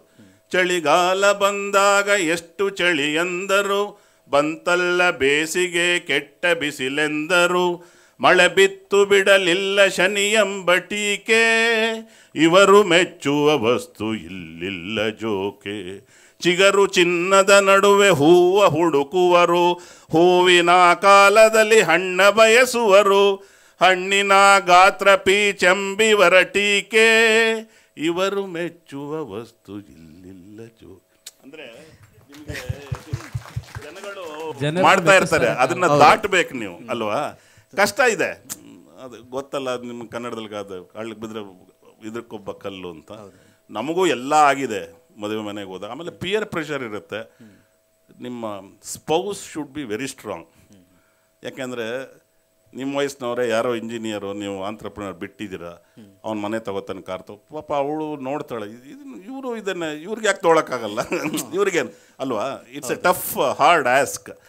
ಅದನ್ನು ತಡ್ಕೊಳ್ಳೋ ಶಕ್ತಿ ಇರಬೇಕು, ಸಪೋರ್ಟ್. ಸೊ ಇವು 3-4 ಆ ಮಕ್ಕಳಿಗೆ ಬಂದರೆ ಇದು ಅಂತ ಅಂದರೆ, ನೀನು ಟೀಕೆಗೆ ಇದು ಮಾಡ್ಬಿಡ, ಅದೇ ನಿಂದಕರಿರಬೇಕೈ ಅಂತ ಪುರಂದರದಾಸರು ಹೇಳಿದ್ದಾರೆ. ಇಲ್ಲಾಂದ್ರೆ ನೀವು ಅದು ಮೆಲ್ಲೋ ಡೌನ್ ಆಗೋದಿಲ್ಲ. ಅದಕ್ಕೋಸ್ಕರ ತುಂಬ ಚೆನ್ನಾಗಿ ಹೇಳಿದ್ರಿ ಸರ್, ಥ್ಯಾಂಕ್ ಯು, ತುಂಬ ಥ್ಯಾಂಕ್ ಯು. ಎಷ್ಟು ವಿಶಾಲವಾದ ವಿಷಯ. ಮತ್ತು ಈಗ ಚರ್ಚೆ ಶುರುವಾಗ್ತಿದೆ ನಮ್ಮ ಸಮಾಜದಲ್ಲಿ, ಇಂಥ ಒಳ್ಳೊಳ್ಳೆ ಪ್ರಶ್ನೆಗಳು ಬರ್ತಾ ಇದೆ. ಇದರ ಉದ್ದೇಶನೇ ಇಲ್ಲಿ ಬರೆದಿದೆ, ಇದೊಂದು ಬಿಸ್ನೆಸ್ ಚರ್ಚೆ ಅಂತ. ಇಂಥ ಚರ್ಚೆಗಳು ಹೆಚ್ಚಬೇಕು. ನನಗೆ ಕರೆ ಮಾಡಿ ನನ್ನ ವಿಷಯಗಳನ್ನ ಒಪ್ಪುವವರು, ಒಪ್ಪದೇ ಇರುವವರು ಕರೆ ಮಾಡಿ ಹೇಳ್ತಾ ಇದ್ದೀರಾ ತುಂಬ ಜನ. ತುಂಬ ಧನ್ಯವಾದಗಳು ಪುಸ್ತಕಕ್ಕೆ ಬಂದಂಥ ಸ್ಪಂದನೆಗೆ. ಇಂಥ ಒಂದು ಚರ್ಚೆ ಮುನ್ನುಡಿ ಹಾಡುವ ಸಂದರ್ಭದಲ್ಲಿ ಇಂಥ ಹಿರಿಯರೊಬ್ಬರು ಬಂದು ನಮ್ಮ ಜೊತೆ ಸಂವಾದದಲ್ಲಿ ಪಾಲ್ಗೊಂಡಿದ್ದು ನಿಜವಾಗ್ಲೂ ಒಂದು ಒಳ್ಳೆಯ ಸೂಚನೆ. ತುಂಬ ಧನ್ಯವಾದಗಳು sir. Thank you so much. ನಮಗೆ ಎಷ್ಟು ಮಾತಾಡಿದ್ರು ಈ ವಿಷಯ ಇನ್ನೂ ಚೆನ್ನಾಗಿದೆ ಅನಿಸುತ್ತೆ. ಆದರೆ ಕಾಲದ ಅಭಾವ ಇರೋದ್ರಿಂದ ನಾವು ಸ್ವಲ್ಪ ಈ ಕಾರ್ಯಕ್ರಮವನ್ನು ಇಲ್ಲಿಗೆ ಮುಗಿಸಿ ಕಾಫಿ ತಗೋತಾ ಇನ್ನಷ್ಟು ಮಾತಾಡೋಣ. ಬೇಗ ಕಳಿಸೋದು ಬೇಡ, ಇವ್ರನ್ನ ಇನ್ನೂ 1 hour ಇಟ್ಕೊಂಡು ಎಲ್ಲ ಪ್ರಶ್ನೆಗಳನ್ನೂ ಕೇಳಿ. Thank you. ಎನಿ ಟೈಮ್ ಆ ಥರ ಏನು ಇವಾಗಲೇ ಕೇಳಬೇಕು ಅಂತಿಲ್ಲ, ನಂಬರ್ ಕೊಟ್ಟಿರ್ತೀನಿ, ನಮ್ಮ ಆಫೀಸ್ ಇದೆ, ನೋಡ್ಬೋದು, ಬರ್ಬೋದು. ಬಿಸ್ನೆಸ್ ಬಗ್ಗೆನ ಲೈಫ್ ಬಗ್ಗೆ ಎರಡು, ಒಂದು ಸ್ವಲ್ಪ ಅದು ಇಂಗ್ಲೀಷಲ್ಲಿದೆ, ಬಟ್ ಕನ್ನಡೀಕರಣ ಮಾಡೋದು ಕಷ್ಟ, ಹೇಳ್ಬೋದಲ್ಲ. ಒಂದು ನಾಣ್ಣುಡಿ, ನಾನು ಹೋಗಿ ಅದನ್ನು ನೋಡಿ ತುಂಬ ಇಷ್ಟ ಆಗಿ ಮಂದಟ್ಟು ಮಾಡ್ಕೊಂಡಿರೋದು. ಅದು ನನಗೆ ವೆರಿ ಆ್ಯಪ್ಟ್ ಅನಿಸುತ್ತೆ, ಗೊತ್ತಿಲ್ಲ, in terms of business, also life. Every day in the deep forest of Africa, every day in a deep forest of Africa, when a lion gets up, it knows it has to run faster than the fastest deer, otherwise it goes hungry. Every day in the same forest of Africa, when deer gets up, it knows it has to run faster than the fastest lion, otherwise it gets killed. In business and life, run man run, otherwise either you get killed or go hungry. We don't want to go either hungry or get killed. So you run. Run means work hard. Thank you. ಎಂಥ ಒಳ್ಳೆ ಮಾತುಕತೆ, ಎಂಥ ವಿಚಾರ. ಪುಸ್ತಕದ ಬಗ್ಗೆ, ಉದ್ಯಮಗಳ ಬಗ್ಗೆ, ಕನ್ನಡದಲ್ಲಿರೋ ಉದ್ಯಮಗಳ ಬಗ್ಗೆ ಸಂವಾದ ಮಾಡ್ತಾ ಬಹಳಷ್ಟು ಹಂಚಿಕೊಂಡ್ರು. ಅತಿಥಿಗಳಾದ ರಘು ಸರ್ಗೆ ಹರಿವು ಬುಕ್ಸ್ ಕಡೆಯಿಂದ ಒಂದು ಸಣ್ಣ ಗೌರವ ಸಮರ್ಪಣೆಯನ್ನು ನಡೆಸಿಕೊಡ್ಬೇಕು ಅಂತ ರತೀಶ್ ಸರಲ್ಲಿ ಕೇಳ್ಕೊತೀನಿ. ಹಾಗೆ ಸಂತೆಯಲ್ಲಿ ಕನ್ನಡಿಗ ಪುಸ್ತಕದ ಲೇಖಕರಾದ ವಲ್ಲೀಶ್ ಕುಮಾರ್ ಅವರಿಗೆ ಒಂದು ಗೌರವ ಸಮರ್ಪಣೆಯನ್ನು ಮಾಡಬೇಕು ಅಂತ ಕೇಳ್ಕೊಳ್ತೀನಿ. ಒಂದು ಜೋರಾದ ಚಪ್ಪಾಳೆ ಕೊಡಿ ಲೇಖಕರಿಗೆ ಹಾಗೆ ಅತಿಥಿಗಳಿಗೆ. ಈ ರೀತಿಯ ಚರ್ಚೆಗಳು ಇಲ್ಲಿಂದ ಶುರುವಾಗಲಿ. ಮತ್ತಷ್ಟು ಉದ್ಯಮದ ಬಗ್ಗೆ ಕನ್ನಡದಲ್ಲಿ ಮಾತಾಡೋಣ, ಕನ್ನಡದಲ್ಲಿರೋ ಉದ್ಯಮಗಳ ಬಗ್ಗೆನೂ ಮಾತಾಡೋಣ. ಮುಂದಿನ ಕಾರ್ಯಕ್ರಮಕ್ಕೆ ಹೋಗೋಣ. ಅನಂತ ಧನ್ಯವಾದಗಳು ಲೇಖಕರಿಗೆ ಹಾಗೆ ರಘು ಸರ್.